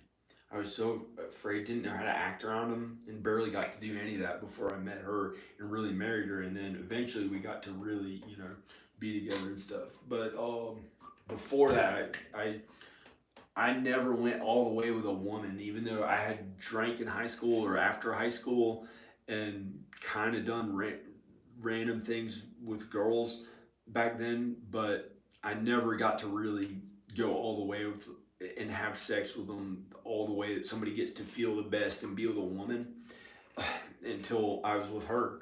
And and so um so God chose us as editing partners, and then we were I had to edit. I didn't know about acting. I couldn't. I was afraid to sing. I was afraid to be in front of camera. I was doing all the work, doing God's work almost all the time, and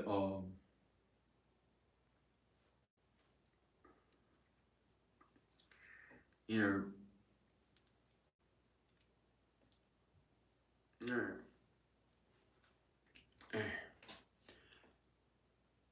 and so that was fun getting to see my parents today. But I did act like my dad. I broke something in front of because my sister had texted me and said that my dad used to break stuff when he was young growing up, and he never hurt anyone. He never hurt anyone. He never hurt anyone. And he sometimes would get angry and like throw stuff off the table or something, but he didn't hurt anybody. And it was like when they were married and we were to get when we were little kids, and and just it's so awful. I don't want to think about having to go back to my parents. Like I'd like to be with a woman who I'm in love with, if that's Danica, and I don't know. But earlier today I broke something, and my sister had talked about it, and it's just I'd like to be with my wife. It's like I don't see the purpose of how it's been. I've had to be celibate for 4 years. I've had to think only every time I thought about sex, think that was Danica. It's Danica. It's Danica for 2 years, with her ignoring me so much that it hurt my body. And I at one time it I was unable to breathe and fell down on the road in the freezing cold. It was about 32 degrees in big coats. And I had been working on this house for 8 months. Again, 12 hours a day on average for 8 months. Every day that I'm aware of, I think. And she ended up, instead of moving here, and we got to be a happy family for all the work I did. And it's supposed to be for somebody else or other people too. I don't know who. It wasn't just for her and the kids, if it is even for her and the kids. And I worked, and it was to pay my bills too, to make the value of the house go up, so I could borrow against it and have some way to pay my bills and still have enough money. So it was for different reasons that I did the work. But at the end of the 8 months, again, 12 hours a day, doing almost all the labor myself, literally thought I'd die from the work itself a few times. I was worried, or not think I was die, but I was kind of worried, and it somehow made it, and then it got better. And then at the end of the 8 months, that I added up the hours because I wanted to anyway. Um, I got the thought from her mom. Oh, a little before I got done working, you know, at first she said she was moving to Roanoke. And I thought, I'll get the house ready. She's going to move here. And she was going to move here to Roanoke. So I really started having to work on the house. And it was a way to make money too. And it wasn't cleaning. It wasn't, getting it ready to, it was real, pretty much what happened to me from working that hard and from the stress of what happened with her. A couple months after I started getting the house ready, she said she's not moving here anymore. She said she's not moving here anymore. And I thought, well, I'll just keep working in the house and getting it ready. And but every day felt so bad, like a it just felt so alone and bad. But I kept having to work those long hours, and I thought I'll get it ready, and I'll get. I kept praying to God and asking, that we get to uh,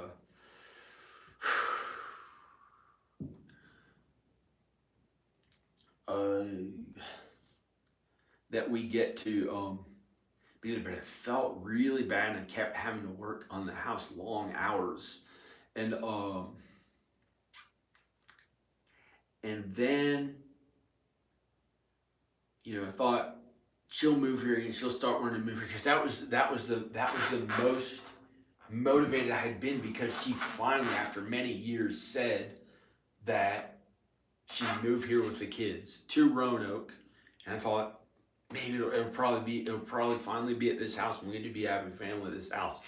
So that motivated me to work hard in the house. But after about 2 months, or 4 weeks or something, she said she's not moving here. She's not moving here. But I thought maybe she'll still move here, and I'll keep doing God's work and only think about her if I thought about sex. But it was her every time, I thought. And I thought I was following the Bible by not lusting after anyone else, and doing my best God's work. And I thought I'd get her and the kids back, and it would finally be okay. And then I kept having to work every day that felt kind of bad, not that good feeling, and kept having to work long hours, about 12 hours. And I breathed this stuff in. I breathed this stuff in a closed-in house every day for 12 hours for 8 months.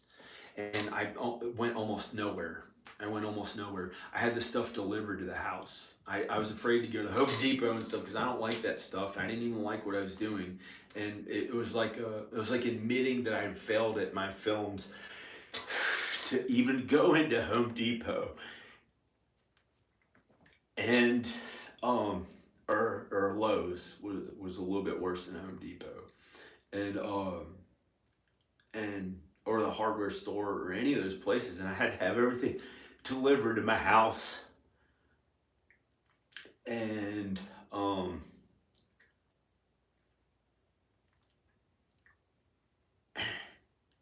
and I don't have her to love, and to love me every day. So I've had no one besides God and Jesus, and kind of some family. But I can't tell. It's like I don't know who I'd tell this to, and I don't know who's listening to, or what. So at least I'm saying it now, and I get to feel some emotion from it. But without the other people, I didn't even get to cry. It was awful feeling. And it got to where I accepted death. And even if I got happy all of a sudden, finally get to die and not have to feel bad anymore, it was just really bad feeling. And but I probably wanted to kill myself during that time that I was working in the house. But I don't know how much I gave up and thought that. But it wasn't from hurting anyone else. It was just because at that point I got used to, I get feeling so bad to keep living that. But I had hope. I had hope then. So not Obama's hope, but I thought she'd still move here. I thought she'd still move here. So I kept working on the house, painting, all the work that I had to do. It's a large home. The floors were only 3 weeks of work. Um, the most of it was me by hand doing things, like little things like sanding things and stuff. And had to, and sometimes it was like before I finished one job, I had to start another one. And at times it was that way for long hours. And but it wasn't always that way. It was on average like I don't know how much, but it was every day, about 12 hours a day or something, but it wasn't that bad. But I did get to make videos sometimes too, so you can look back and see the videos. This was in, and it looked like I was kind of happy sometimes, but something happened after about 7 months of working on the house again for 12 hours a day and hoping that she'd move back, and she wasn't moving back, and it felt so bad like last 4 or 5 or 6 months. And something happened to where she bought a new house in Texas. She bought a new house in Texas instead of moving to this one that I'd worked so hard at. And she bought a random new house that her mom convinced her to buy. And something happened about, I don't know if this is true because it was my thoughts. I don't know if her mom is this way at all in real life. But something happened randomly, and I could breathe okay, and I thought I had my health. And after working in the house 7 or 8 months, it was 8 months, because it was finally right at the day that I had been working about 8 months. I think it was December 12th. It was December 12th of 2019, because I had started April 12th. And I like added up I try to add up every hour, but I don't know if it's exactly right or not. and on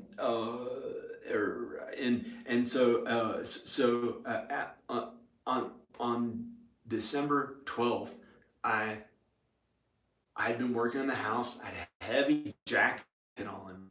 I had to wear heavy jackets to save money on the heat.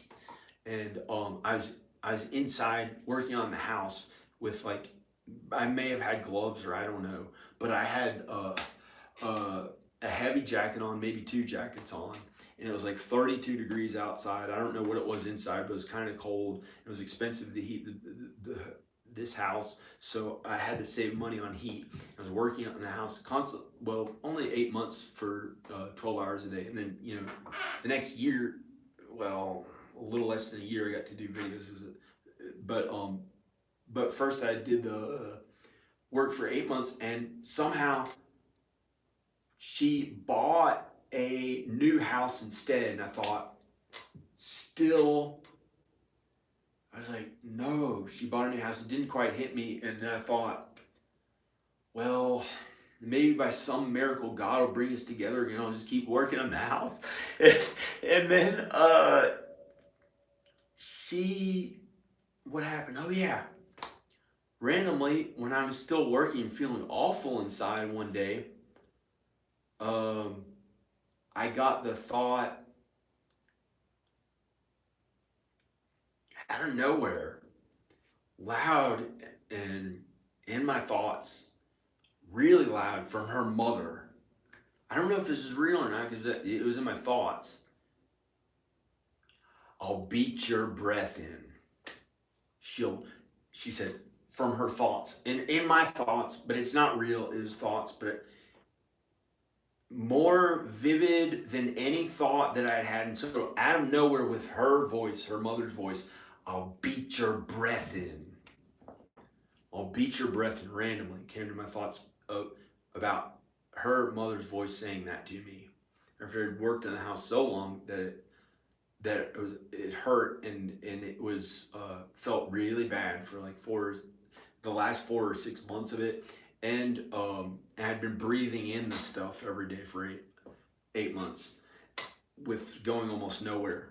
Other than, there are times when I may have worked out and stuff, but the last month of it, I was eating heavier too. I was eating heavier foods. That was my one thing that I did to enjoy myself, was like, at the end of a day, I'd like get to have a really good tasting meal. And then then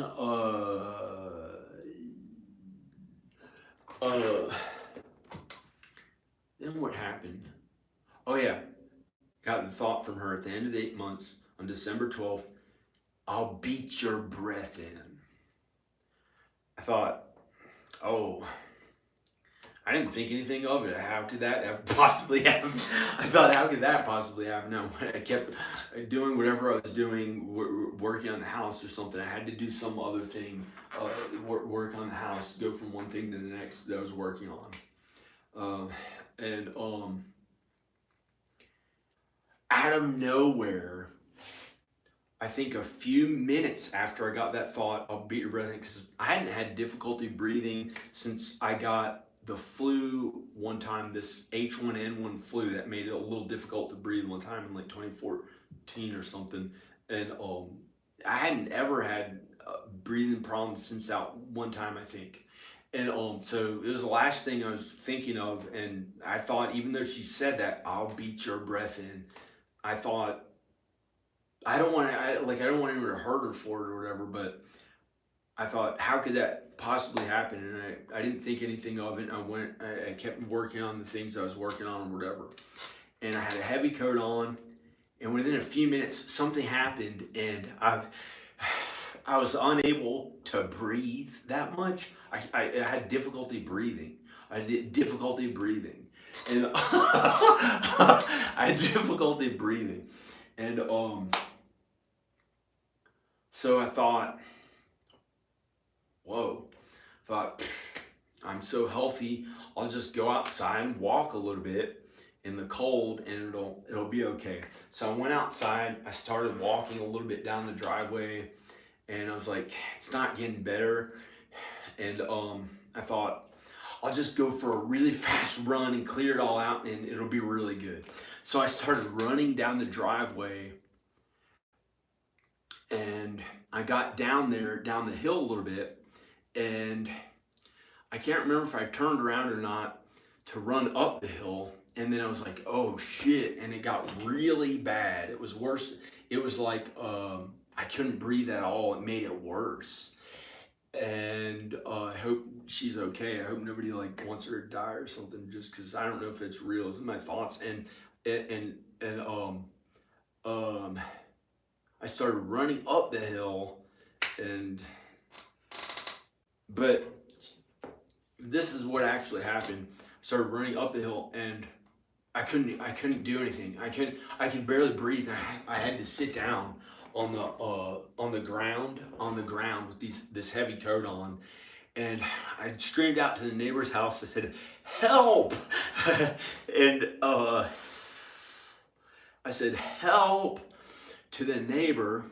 I had to scream out to his house for help and couldn't breathe.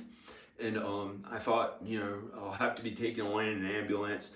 And I tried to get my cell phone. I could barely type in the numbers, and somehow I called the neighbor because I didn't know if he could hear me or not. That guy that lives in the cabin, and I called him, and I was good friends with him back then, kind of. He was nice, and he was kind. And right when he was answering, he was at work, but I didn't know. And somehow I got the idea as he was answering, or I took off my coat, and I had a t-shirt on under it, and I could breathe a little bit better when he answered the phone, because I guess he's a kind person, and who I got along with, and he was pretty good. And I could breathe a little bit better, but I didn't know if I could make it up to the house or not. And he said he's at work, and he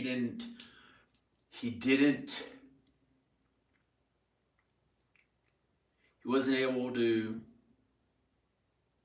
that was all he was able to do, was like answer the phone, and somehow with some miracle I was able to breathe a little bit better, because I took my jacket off at the same time. And he helped. It was probably because somehow there's something good that helped me by knowing him or something. And so I thought, I'll have to call an ambulance maybe, and I'll likely have to call an ambulance. So and there were no neighbors. It was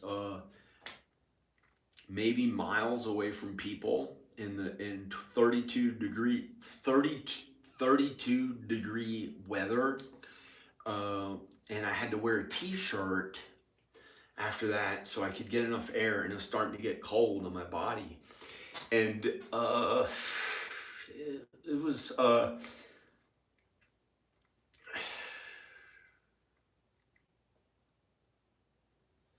it was it's just I've been through so much difficulty, and and this was the beginning. This was like, so I don't know. I'm afraid to like cry on camera or something because my dad had his wife to go to. He didn't share that much love or anything with anyone else, so I'm kind of like my dad, and that's why it sucked. It sucked not having my wife, and that's one of the reasons. Like I haven't. It feels wrong to go to go to other people. Like it's like I'm looking at them, they're real, but it's like it feels wrong. I gotta be there for her and the kids, and but it's not possible right now, and I hope they're okay. But so I was on the ground and I got up. I took my jacket off as I talked to Alex on the phone before he got a little sinful a little bit later, but um maybe he's okay again. I don't know. And um um I started walking up the driveway to my house, and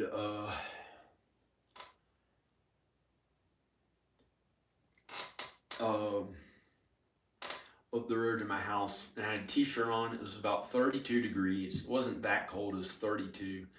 But it was freezing, and I couldn't put my jackets back on because I might not be able to breathe. And I made up to the driveway, and I was afraid to go in the house. I was afraid to go in the house because it had been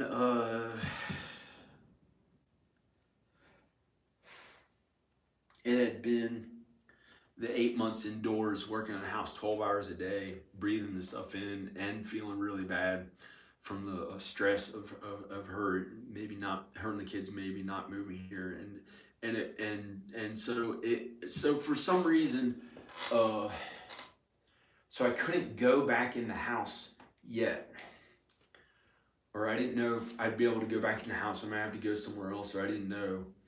And somehow by some miracle, and I was kind of pacing a little bit. My legs weren't hurt or anything, and still having difficulty breathing, getting all the air from like every breath.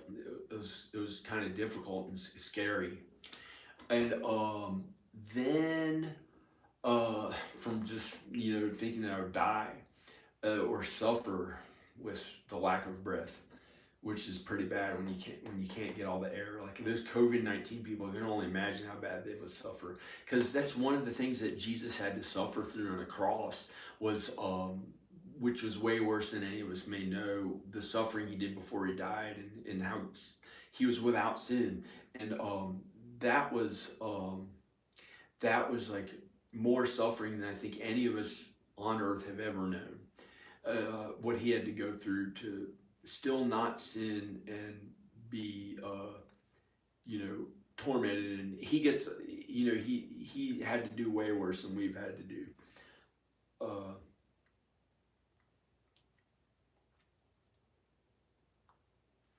But I never got COVID-19 that I know of. I thought I did, but I didn't even go to a doctor, and so I don't. It's probably something else. So I put that video on so where nobody gets to see it.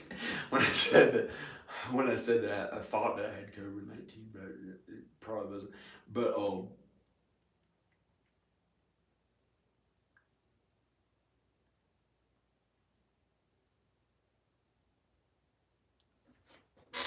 and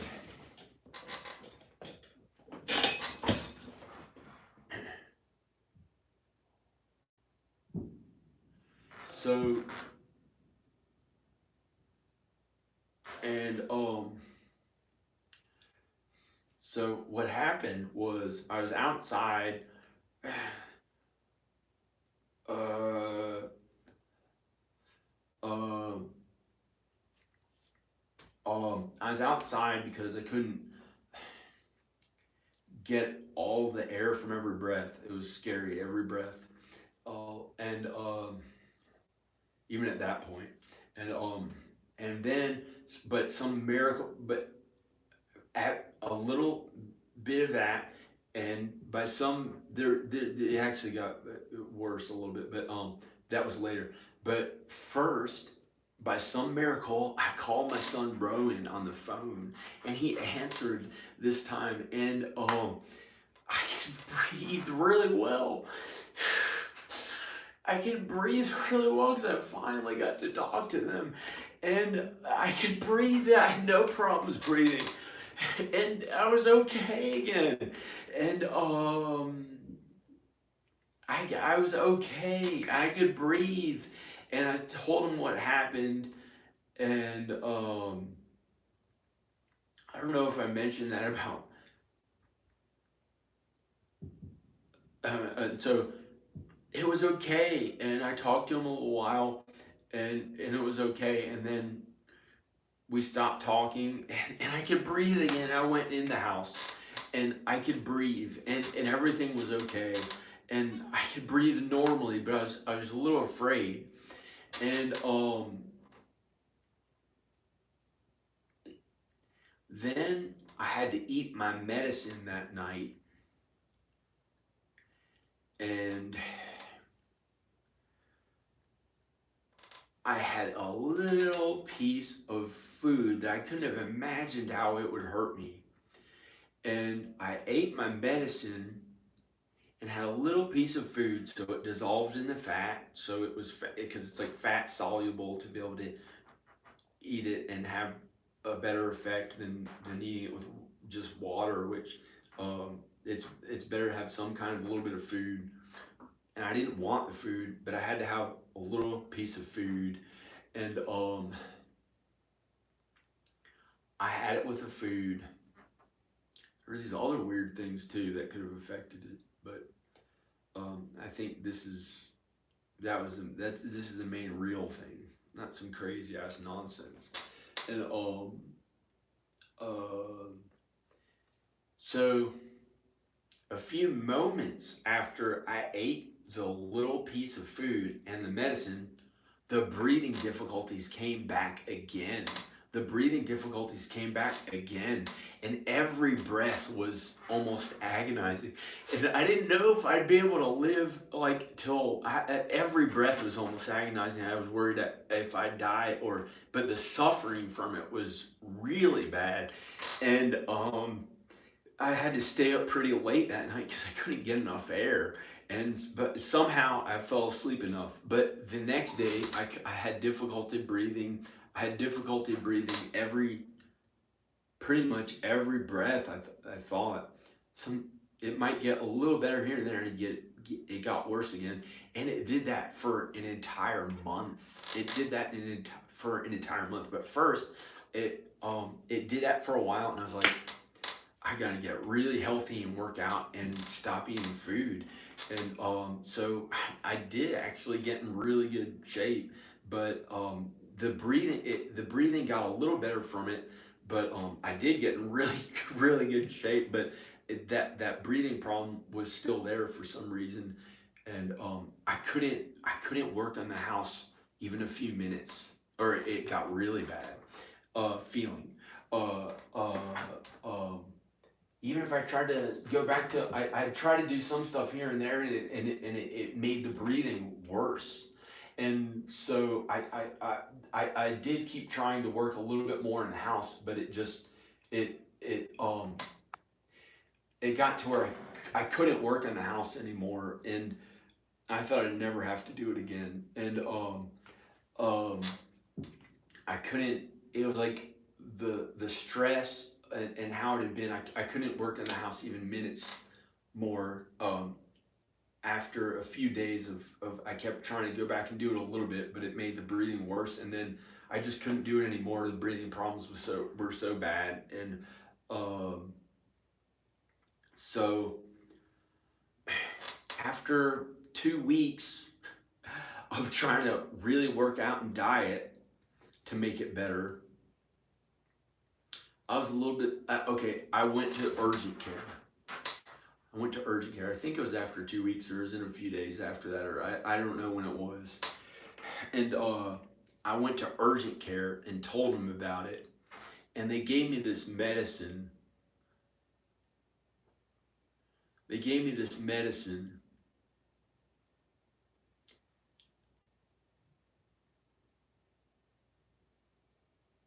They gave me this medicine and it helped me breathe better. Is this thing called benzonatate? Benzonatate. It looked like vitamin E, but you had to eat it just right because you couldn't chew it or make your mouth go numb.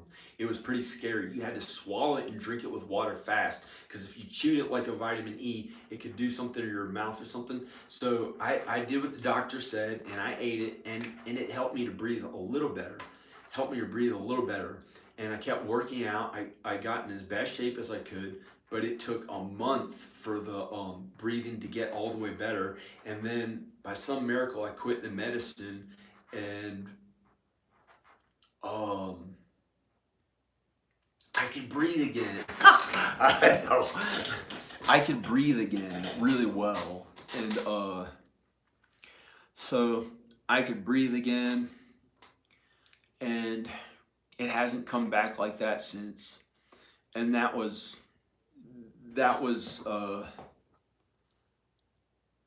and I wasn't able to work on the house for another 8 months. But I was so worried about how bad it felt to work in the house that I immediately got, well, first I had to go out there and work in my parents' house a bunch, sometimes start the day at 12:30 in the morning, but the breathing problems didn't happen when I worked out there on houses for some reason. And but it made me like punch myself in the head and say, I want to kill myself. And like I hated it. But I did my best and didn't mess up that much and only did that. Like I did good work out there a bunch. And so I did that for 2 months and then it was actually 6 months till I had to work in the house again. But for 6 months, I worked relentlessly at videos and I did some good work. Like I worked out on my health and did videos, and it was so happy. It was so happy. I thought I'd get to do it. I thought I'd finally get to make enough money and I'd never have to do the work on houses again. And I did that like all the time besides writing to Danica and hoping the kids are okay and making sure the kids are okay. And and so I did that for 6 months. And then so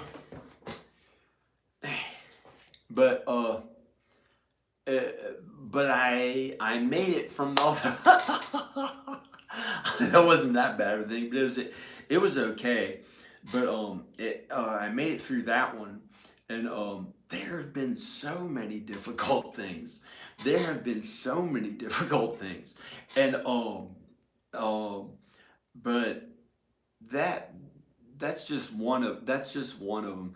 And you know, the waking nightmare of hell was, I never thought anything would be that scary, but I mean, there's, you know, to see that stuff, and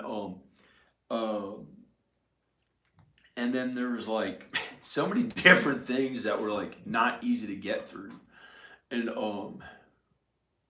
but the divorce is probably the worst feeling one, because but I don't know, I know.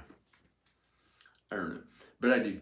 So, okay, so I made it and I was able to breathe and everything. Everything was okay again. But it's scary. It's scary to think about what else is gonna happen, and it's made me not have much of a will to go on living. And if somebody killed me right now, I wouldn't want to do it because this has actually felt okay. This has actually felt okay. But considering, I don't know. I guess I feel okay right now and don't want to die. I don't want to die right now. So that's pretty good. But I don't know what's going to happen. I don't know what's going to happen.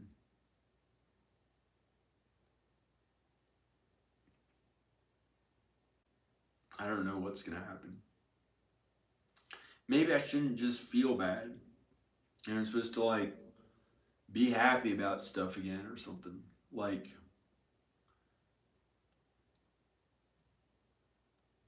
but I don't care. I'd rather be in heaven. I don't really want to live anymore. But if it can be good, I guess I'll keep living. If it, well, it's good, of course. I do my best to be kind and good, but maybe it'll all of a sudden get good, like feeling. But you know, there's there's no word used to describe something that feels okay that's appropriate to ever say besides okay. Hey, this is okay. Maybe that's good. I don't know. I just don't know if I have the will to care or go on anymore. And but I keep going on and living somehow. Um, maybe I shouldn't be depressed at all.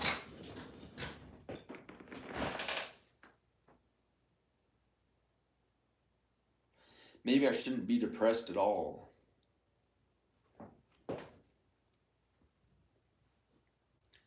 But I don't know how to stop being depressed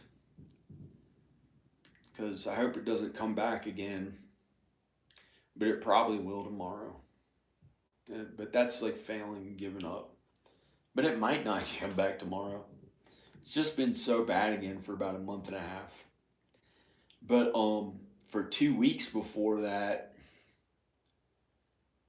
it was really amazing. I had a hope of it finally being okay for a long time. So I worked as hard as I could at working out is to look better for my videos and film videos. And it was okay. And things felt okay. And then I missed her and the kid, but I missed her and the kids. Then something happened and it just has felt awful for a month and a half. I think a month and a half. Maybe, yeah, I think it was about a month and a half. I looked back at an email I sent to find out how long it's felt bad for again this time. It's like every day I've given up and wanted to die. But I don't know. I don't know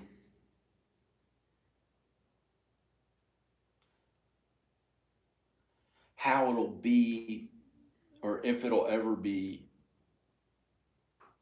okay for a like okay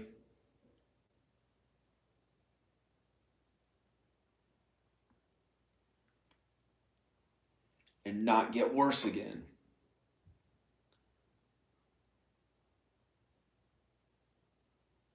But I have my health.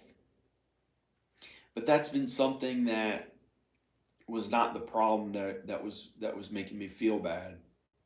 There's this other thing. There are these other things making me feel bad. There are two ongoing problem. There are two ongoing problems. There are two ongoing problems. One of them is that my films and videos are not paying my films and videos and music and entertainment, all that stuff that I'm good at, that I know how to do really well, that I worked so hard at it that I could do an entire real looking movie right now with my camera that looks like a professional movie of today if I had the time and if I was supposed to do it. But the real problem is that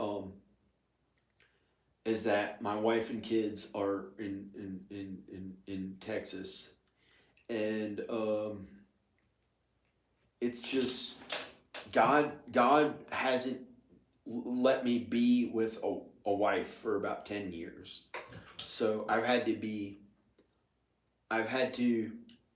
alone in my house or alone for 10 years, and it's just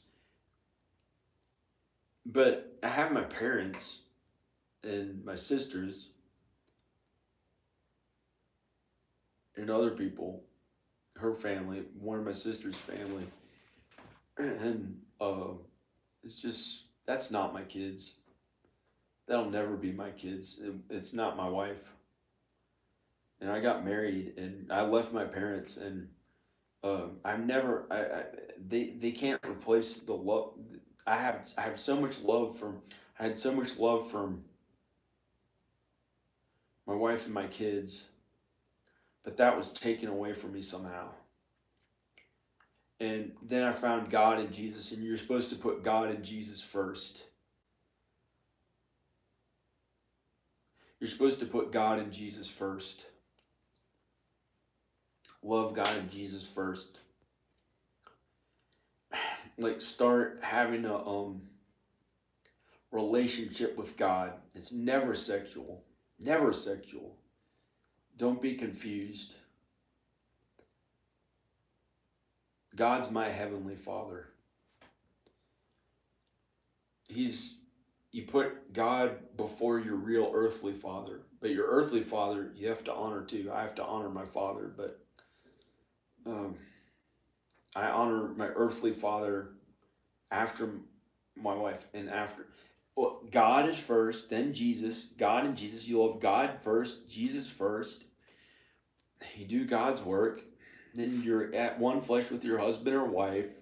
But, most of us are sinful and stuff, or we just didn't get to be. Some of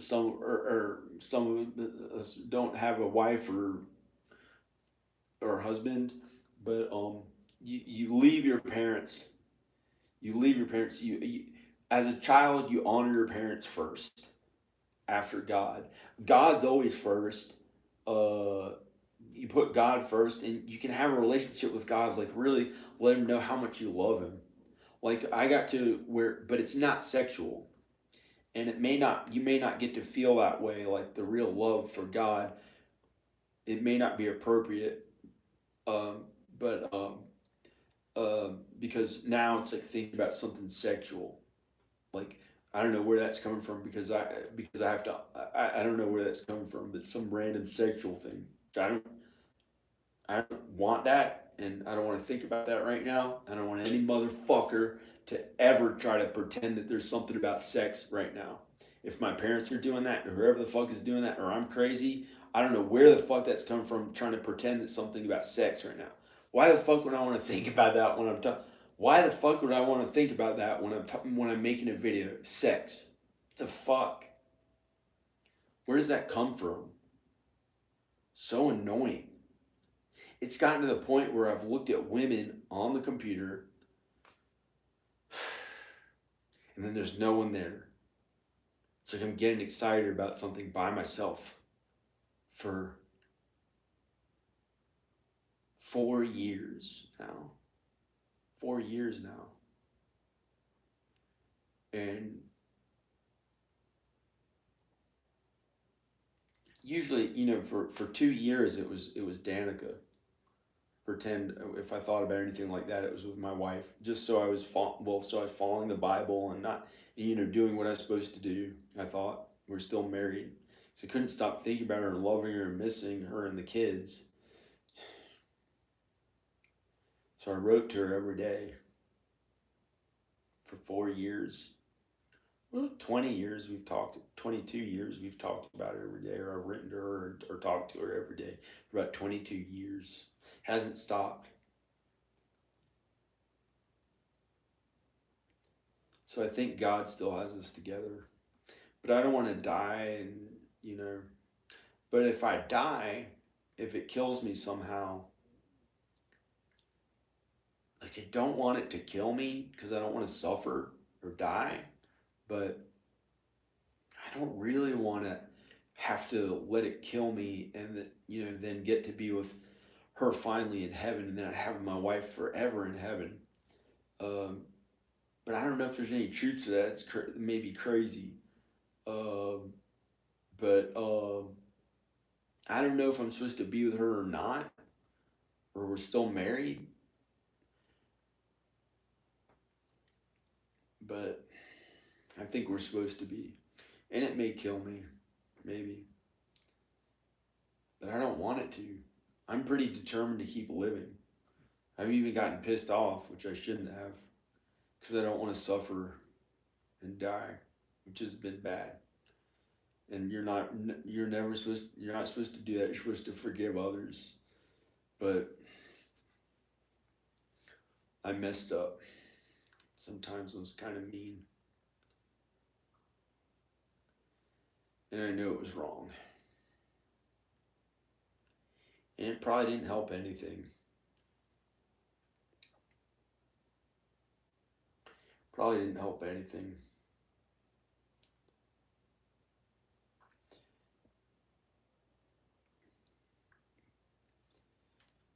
It's not easy doing the best God's work. Wherever we all mess up, we sin and mess up. So maybe I'm not that bad.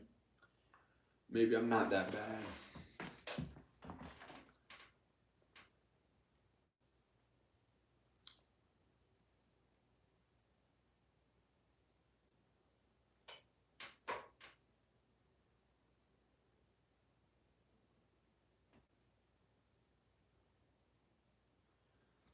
And it's like, I know it's filming right now. I know I've worked relentlessly at my films and videos for a long time. But something has told me the past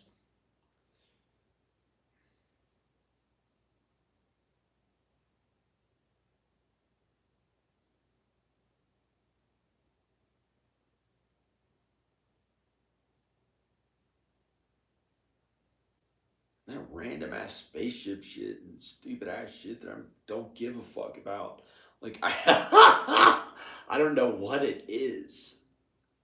I wanted to be famous and feel good and get like not the way somebody else likes it. You think I like it on my ass? I don't give a fuck about that. You know, I wanted to do things I enjoy, get to feel good and happy, like there are no problems, and I was never mean and never did anything wrong, and everything's good, never got to feel bad. Never had to feel bad. Who would want to feel bad?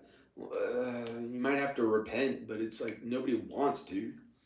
But I thought I'd get to be famous finally and wouldn't have any problems ever again. So all I had to do is work at it a little bit, and then it wasn't getting there, so I had to work harder and work relentlessly at it, and it became a relentless effort. And then I was still doing God's work the entire time. I messed up a little bit. It was a little bit sinful, but not that bad.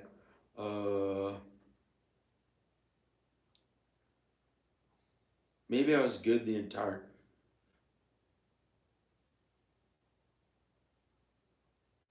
No, I sinned. I was, you know, I'm like every. Well, I'm a sinful man like every other man, and women are sinful too. Men and women are sinful. The only one who didn't sin that was a man or woman was Jesus.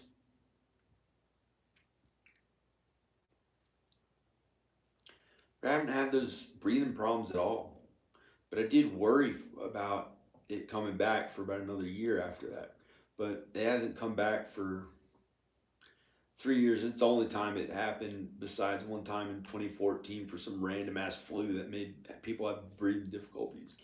So it's because I was indoors for 12 hours a day for 8 months, very stressful conditions, breathing in, working on houses materials, and that's why I guess. I was eating a little heavier at the end, and it went away. But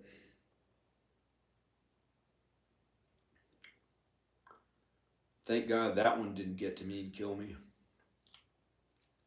But that would have been a difficult one to die of. Because when you can't breathe, it's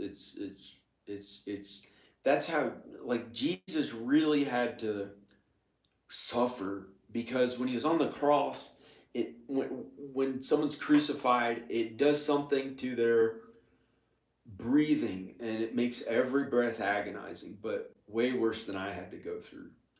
Way worse than I had to go through. Yay! Actually, I can still kind of look okay. I don't want to feel like a fat ass. So stupid. I can't even tell what this looks like. It's probably filming me not looking that good.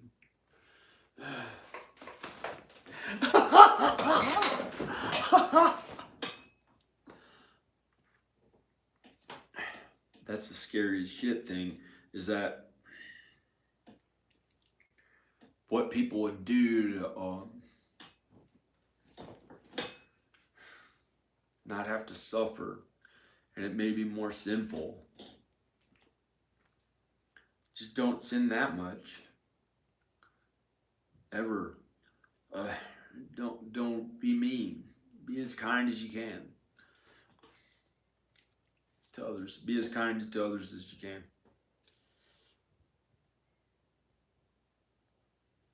The random anxiety of a dick and the smell of shit. Two different things that are, why the fuck would I want to think about either one?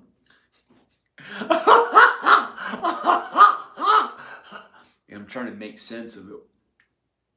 Pretending it's a feeling of a dick to the smell of shit. Like, I don't know what it is. Maybe what people think about me, like that's what you probably like to do. Like a woman's butt and put a penis to it. Which you're not supposed to put it near one if when people have their clothes on.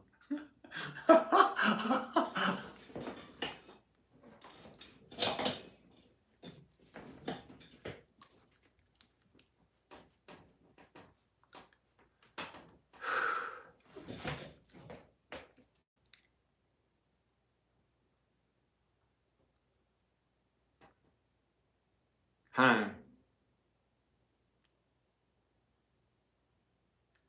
It's just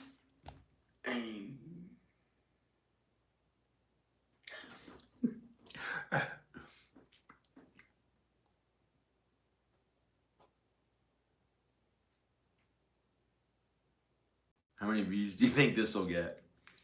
Act like my dad. Act just like my dad. Okay. Don't worry about the stupid views. That might not have to do with it at all. I hope my dad's okay.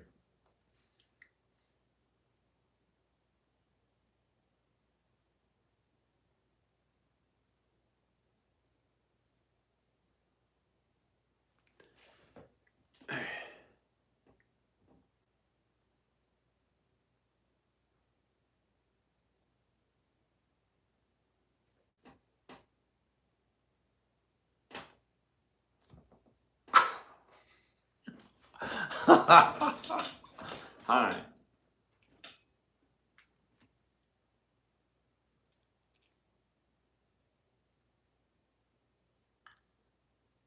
Uncle Eddie's Cookies. His name's not even really Eddie. He named it after Iron Maiden.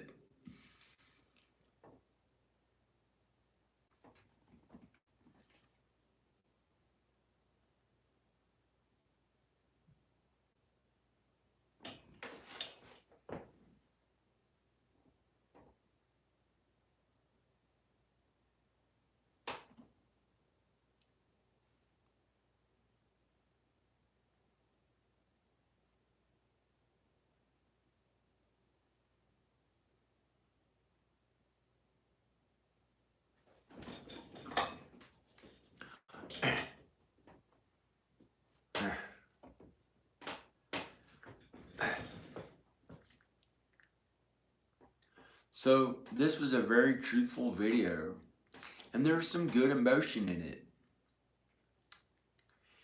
From one of the difficult things that I went through that people can relate to, the human suffering that we've had to endure. And that's pretty good.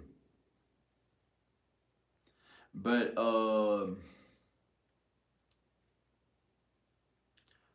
some of the other stuff, I don't know how people would relate to it. It's a sin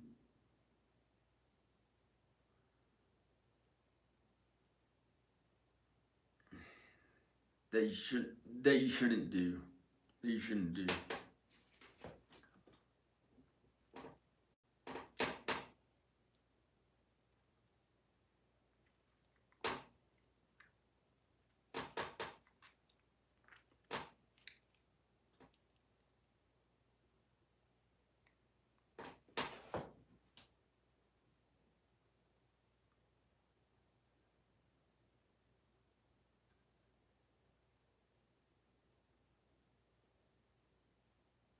Hey, yeah, I don't want to die or anything that bad.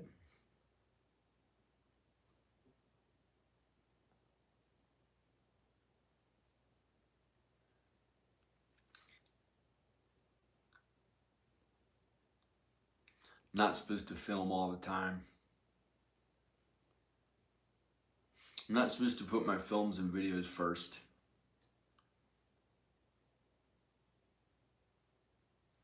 I'm not supposed to put that kind of stuff first. Films, music, videos. But maybe I'm getting to where I can finally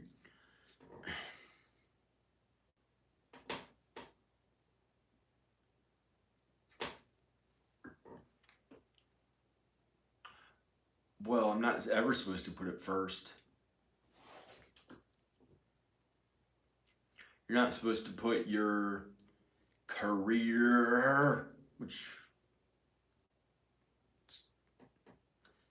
it's not appropriate for me to say that about what I do with my parents. I don't know why. I'm not supposed to be a career. Maybe I don't even want a career. Maybe I'd get to say that. No, I want a career. I want the film, music, entertainment. But you're not supposed to put it first. You're not supposed to put that first. That's wrong.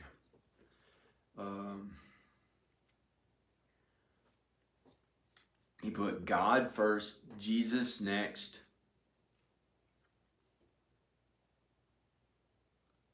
God's work. Well, God first, Jesus first. When you're growing up, your parents, then you leave your parents to be at one, well, the same as your husband or wife for those who get to be married, or you keep honoring your parents. You be good. You be a good parent if you have children. Raise them in the ways of the Lord. The Bible says kindness to others. The ways the Bible says, don't be led into temptation.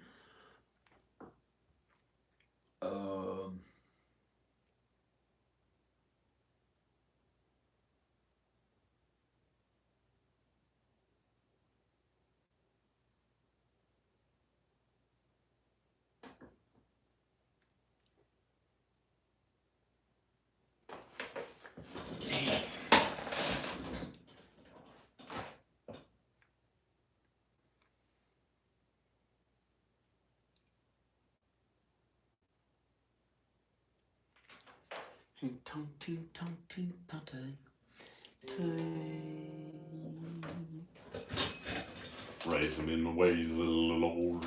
Wait, right, a taser. Raise them in the ways of the Lord.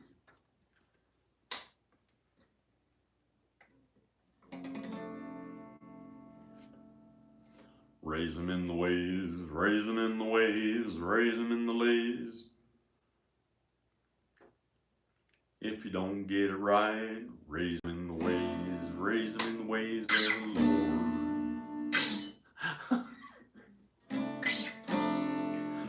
Raise them in the ways of the Lord. But not raisins, cause that's bold and brazen. Neither are lays, even though it's not okay to say.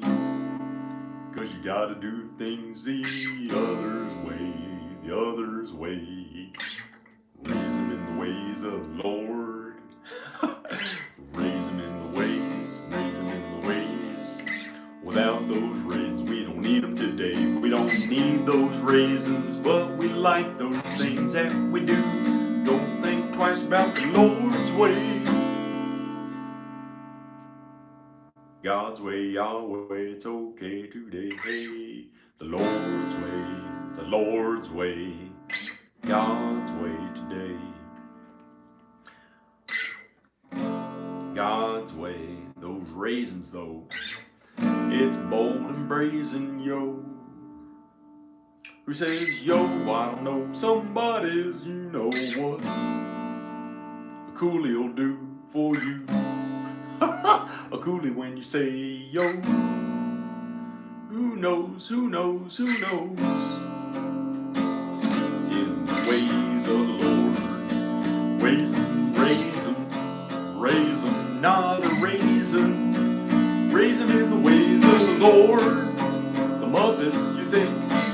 way to think twice or more.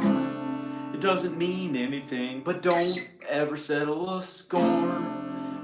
Forgive others, forgive others, forgive others. What the Bible says, it's what God tells us is true. Yahweh, today it's okay. Yahweh, forgive others. Don't settle a score. Don't think once, twice, 3 times or more. It's nonsense, it's bullshit. Raise him in the ways of the Lord.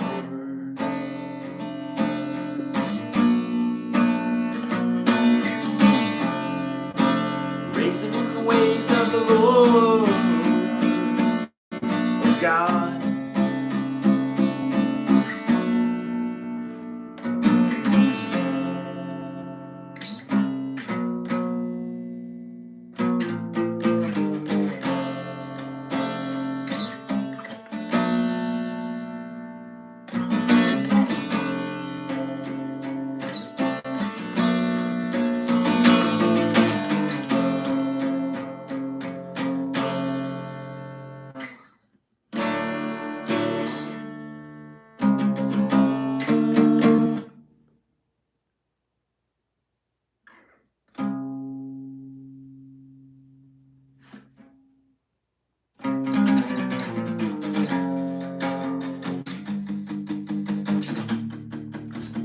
Raise them in the ways of the Lord. Throw those raisins away. Throw those raisins away.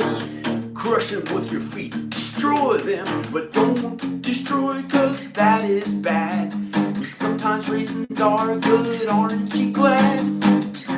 But you can destroy those raisins and it's not hurting people and it's never evil. It's okay. It's just hurting another thing and things don't matter that much anyway. They say, but that may be wrong, cause God wants us to keep our stuff sometimes, and that's in a song I may have heard one day. But I hope this doesn't go away.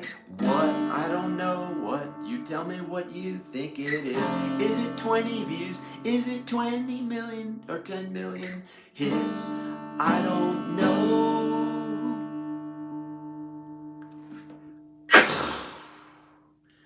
20 views, what it feels like. 20 views, what it fucking feels like. I wanna die, I wanna fucking die, but not be a faggot. Nice try, motherfucker. Not your fault. The devil fucked it up. The devil fucked it up. But doing this shit don't kill you. When's that ever killed someone? Who gives a shit? Didn't hurt me.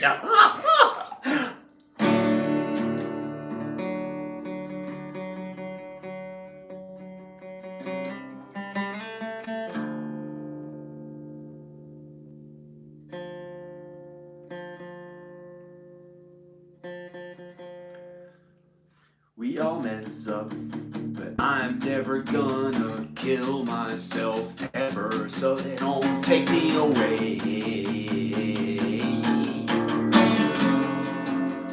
So they don't take me away and take thousands of dollars from me, cause I gave up already. Sue Scheibler already sees, and I see the way you think that's me. I know it's wrong, it doesn't belong, yes it does not me. I'm not free really, unless America's free, and not what I really ever wanted to be. Unless America's free, then just let it go.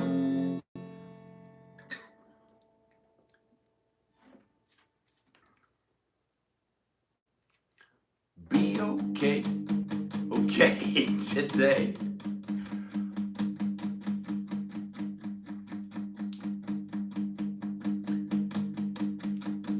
Be okay, be okay, be okay today. today. Be okay. Be okay today. Today. Be okay. Be okay today.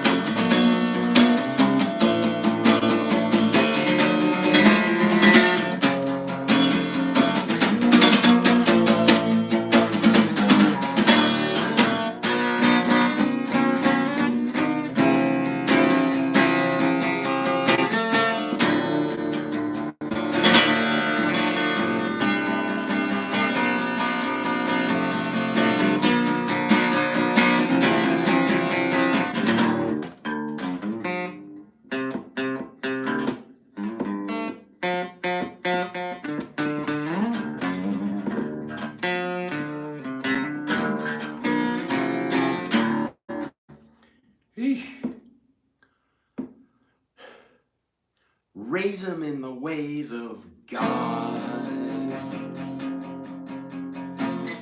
and Jesus and God. Jesus Christ. Jesus Christ.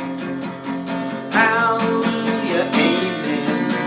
I already said God and Jesus. That covers everyone on earth, all the family and friends, amen.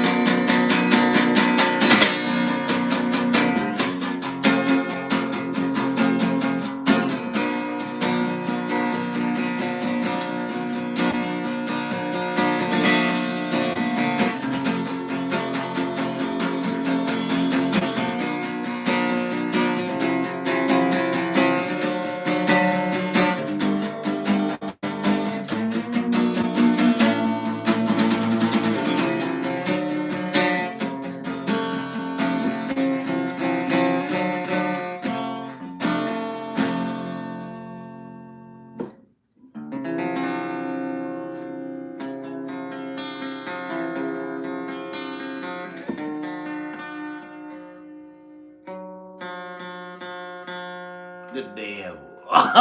No, the devil.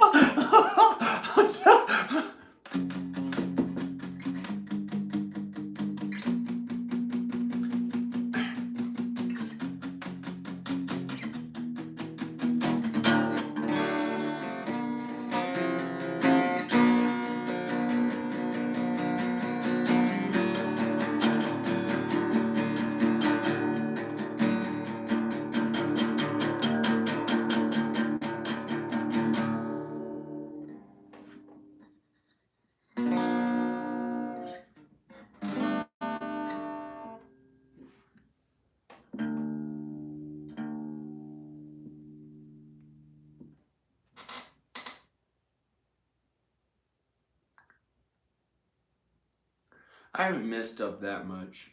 I used to not know that fornication was bad. I used to not even know it was bad. But now I know. I read the New Testament and know it's bad.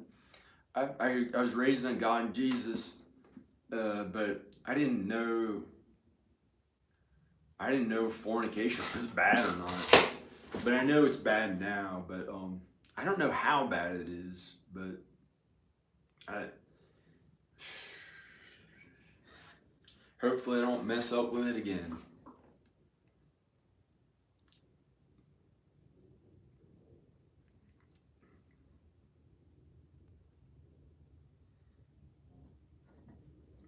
Maybe I can like my entire body turn to blood and just be dead.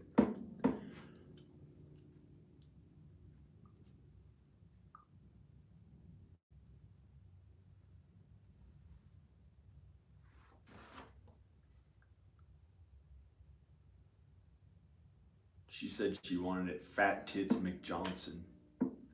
Yeah, Fat Tits McJohnson. The ways of the Lord, I'm dead. I'll just die.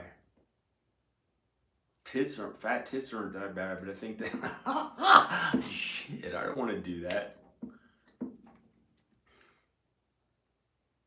Go from being an amazing feeling to thought about something that I did years ago that I didn't know was that bad.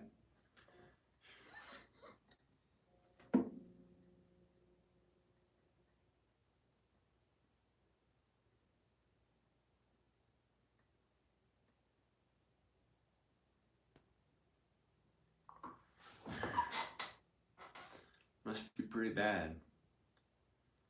I'm afraid to have fat tits that much. I'd rather die. But I don't want to rather die. I just thought I'd do that shit because it wouldn't hurt me anyway, but I did it with all my might. And then it did make my arms like a little bit go, not numb, but it did something to do that and felt like it was like hurting my body a little bit.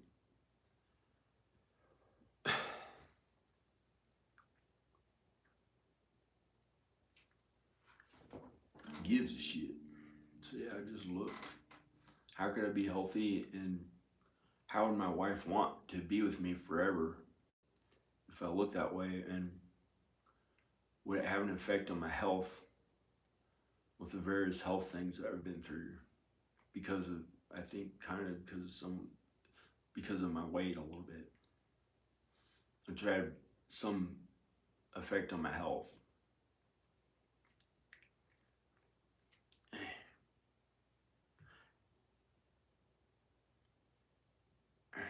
How do people, without the love at home, how do you, I don't know, maybe I have God and Jesus at home. Yeah, Fat Tits McJohnson. I felt like she wanted me to say Fat Tits McJohnson because I thought about somebody I may have fornicated with that I didn't know was wrong. And then instead I chose to hurt my body anyway. But hopefully not look Fat Tits McJohnson. But since I said it anyway, it kind of did it to me anyway. I don't know.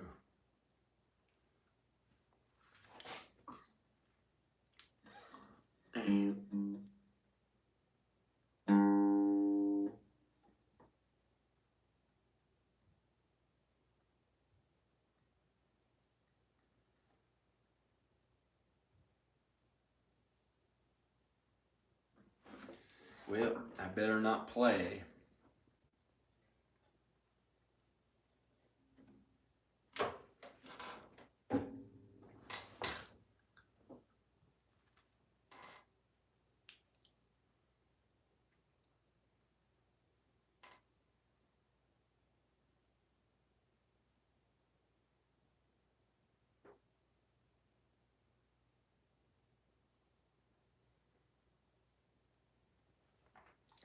You'll look at good enough to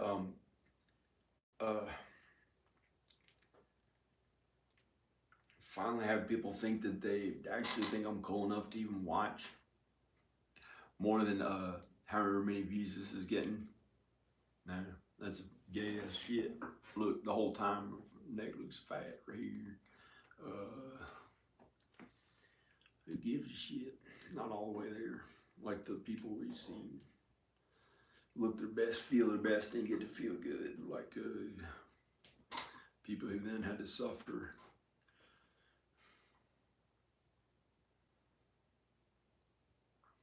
I don't know. I don't even know. Maybe I feel better. Maybe it's better than I think.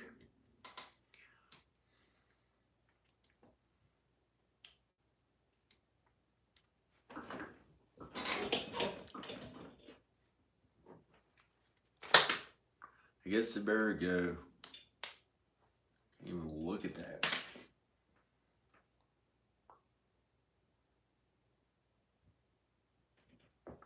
Well, it'd be okay if I had my wife and kids and she was okay with being with me and no other men.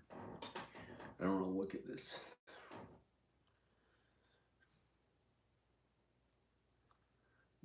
Day.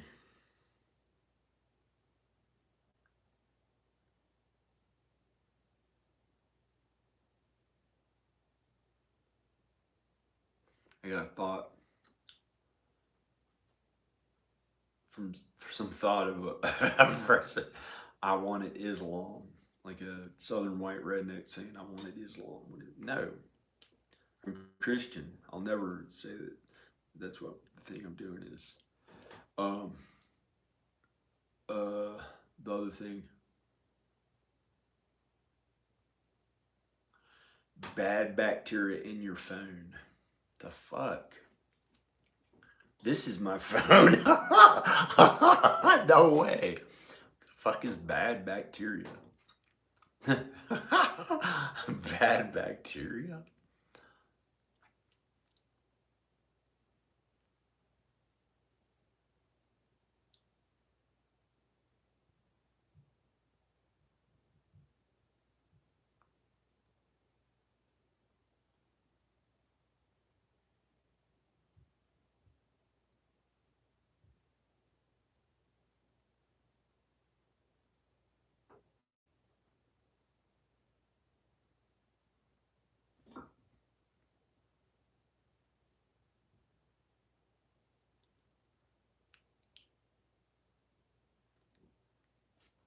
Is this good enough for you?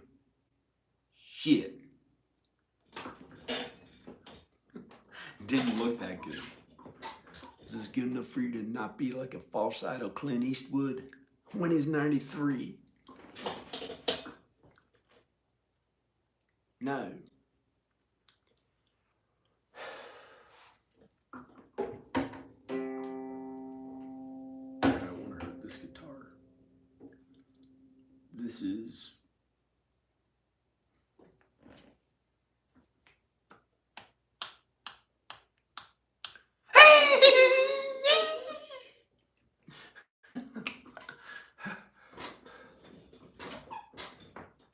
okay, bye. I hope to God and Jesus is with us to do God's work on earth so we can feel okay on earth, and more importantly, do God's work, and hope to God we all make it to heaven. Amen.